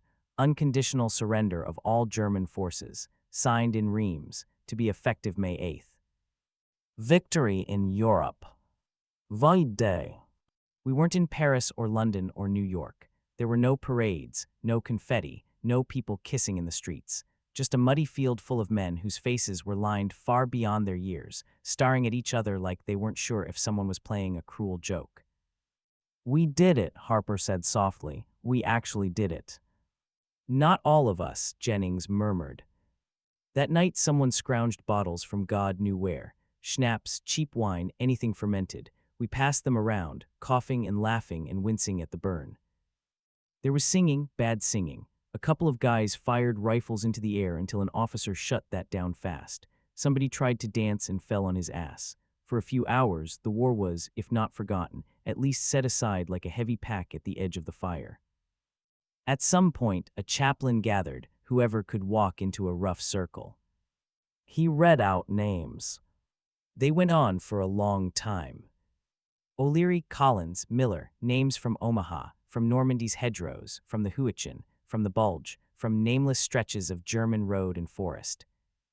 When he was done, they played taps on a dented bugle that had seen better days. The notes wavered, not quite on key, but they cut through the dark like cold stars. I stood there, helmet in my hands, and let the names settle around me like snow. I thought of Maple Creek, Iowa. Of my father watching headlines roll in at the feed store. Of my mother on the porch, hands busy with something, mending, maybe, but eyes turned toward the road, as if she could somehow see across an ocean. I thought of all the boys who weren't going home to places like that. And I thought we did what we came to do. We crossed the beach and the hedgerows and the forests and the rivers. We walked into the camps. We'd seen the thing through to the end. The Pacific War still raged. Some of our number would be sent there next. But for us, in that field, one chapter closed. Going home didn't feel real, until I was on the train. Combat troops rotated back slowly. Points they called it based on time in, wounds taken, campaigns fought. I had enough. Somewhere, a clerk slid a stack of paper, stamp to stamp, and suddenly I was in a different category. Non-essential. WWII. We rode from Germany to France in convoys of trucks and trains, then to a port where Liberty ships bobbed, gray against the gray sea. The Atlantic crossing was a blur of card games, bad coffee, and staring at waves that went on forever. We disembarked in New York. There was a band at the pier, real, fresh uniforms, women waving, kids perched on shoulders. When I saw the Statue of Liberty for the first time, she looked smaller than I'd expected and somehow bigger than anything I'd ever seen. From New York, another train. One afternoon, the conductor called out, "Maple Creek next." My stomach did a little flip. I stood in the vestibule between cars as the train slowed, watching familiar fields scroll past, corn stubble, windbreaks, the low curve of the river. The station came into view, smaller than every platform I'd seen in Europe. They were there. My parents standing on the weathered platform boards, dressed in their Sunday best in the middle of the week. My mother's hand was over her mouth. My father's were jammed into his pockets, shoulders tense. I stepped down from the train, duffel banging my hip. For a second, none of us moved. Then my mother ran. She hit my chest harder than any shell, arms wrapping around my neck, sobbing into my jacket. My father came slower, eyes wet, jaw working. He stuck out his hand like he had at the departure. I took it. He pulled me in with more force than I expected, hugging me hard, his cheek rough and damp against mine. "Welcome home, son," he said into my ear. His voice cracked on the last word. For a while, the war felt far away. I slept in my old bed, sheets that smelled like sun and detergent instead of mud and sweat. I walked the fields, boots sinking into the rich Iowa soil instead of foreign mud. I sat on the porch swing, listening to crickets instead of artillery. But it was never completely gone. Some nights, a car backfiring 2 miles away would jolt me upright, heart-racing, hand groping for a rifle that wasn't there. Sometimes, in the middle of milking a cow or fixing a fence, I'd smell something, damp earth, burning wood, boiled cabbage, and for a second I'd be back under the pines of Hürtgen, or in that camp behind the wire. I went to see Collins in Ohio one fall, hitching rides and catching buses. He met me at the station on crutches, one pant leg neatly pinned up where the mine had taken his leg. We stared at each other for a second, then laughed like idiots and hugged, hard and awkward. "Hell of a way to get out of farm work, huh?" he said, tapping his crutch. "You always were lazy," I answered. We sat on his porch that evening, drinking weak beer, telling stories that danced around the worst bits. His mother watched us from the kitchen window, eyes shining. I never did make it to Boston to see O'Leary's wife. I wrote instead. I told her what he'd done at Omaha, how he'd dragged men out of the surf, how he'd taken that bunker, how he'd kept us alive in the hedgerows and the forest, how, at the end, he'd ordered us to leave him so we could bring others home. She wrote back on neat, lined paper. Her handwriting was small and precise. She thanked me, told me about how he'd proposed, half drunk, in a bowling alley, how he'd given up drinking when she told him she wouldn't marry a man who loved whiskey more than her. She said she'd known when he left that he probably wouldn't come back. Men like Jack, she wrote, don't know how to do things halfway. I kept that letter folded in the same pocket as Eisenhower's D-Day note for years. Life moved on. The war ended in the Pacific. New headlines replaced old, about peace conferences and reconstruction and something called the Cold War. People got married, had kids, went to college on the GI Bill, built houses in new subdivisions with tidy lawns. I went back to farming. There's a comfort, after you've seen so much broken, in growing things. I married a girl from the next town over. We had a son, then a daughter. On summer nights, when the air was soft and the fireflies were out, I'd sit on the porch, swing with them, and answer their questions about the world. When they were little, the war was an abstract thing, words in their school books, parades on Veterans Day, my old uniform hanging in the closet with a few ribbons pinned above the pocket. As they got older, they asked more.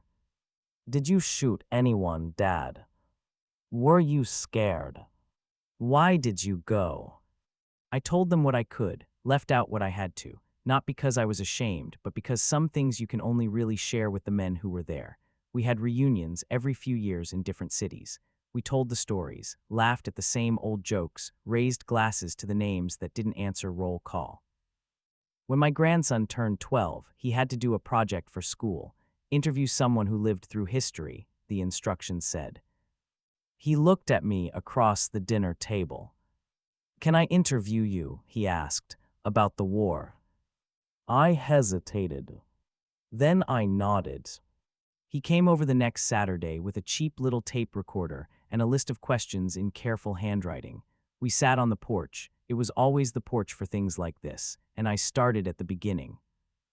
The train station, my father's handshake, the first sight of the channel, the taste of metal in my mouth on June 6th, the ramp dropping, the cold, ripping shock of the water, Joe's hand on my shoulder, O'Leary's voice, the bunker, the hedgerow, the forest, the snow, the camp, the river.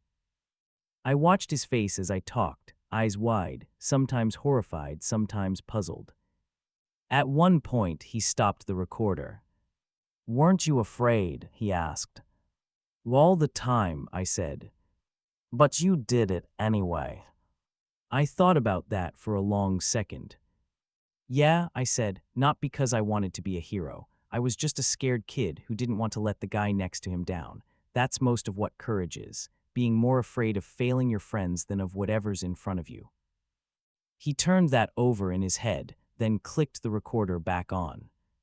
When we finished, hours later, he sat quietly for a moment, then said, I'm glad you came back. So am I said. I looked out across the fields, rich, dark earth that hadn't seen barbed wire except to keep cows in. The wind moved through the corn in waves, like the sea. Somewhere a church bell rang, clear and peaceful.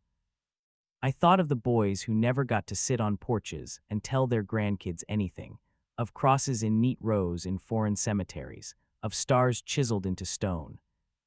If you take all the battles I saw, the hour on Omaha, the afternoon in the hedgerows, the night under Hürtgen's trees, the day the panzers rolled through Belgian snow, the moment we opened that camp gate, and you put them side by side, you don't get a movie. You get a long, hard hour of fear and choice stretched across years. An hour where ordinary men did what they had to, not because they were saints, but because the world had left them no good alternative. When I close my eyes now, old and tired and sitting under an Iowa sky, I still see flashes. The surf off Normandy, the smoke in the bocage, the falling branches in the Hürtgen, snow thick with footprints in the Ardennes, wire under a bleak German sun. But over them all, I see something else, too.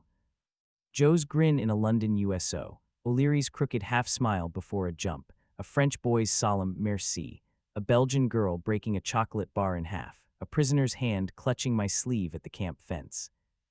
We were afraid. We went anyway. We weren't perfect. We were enough.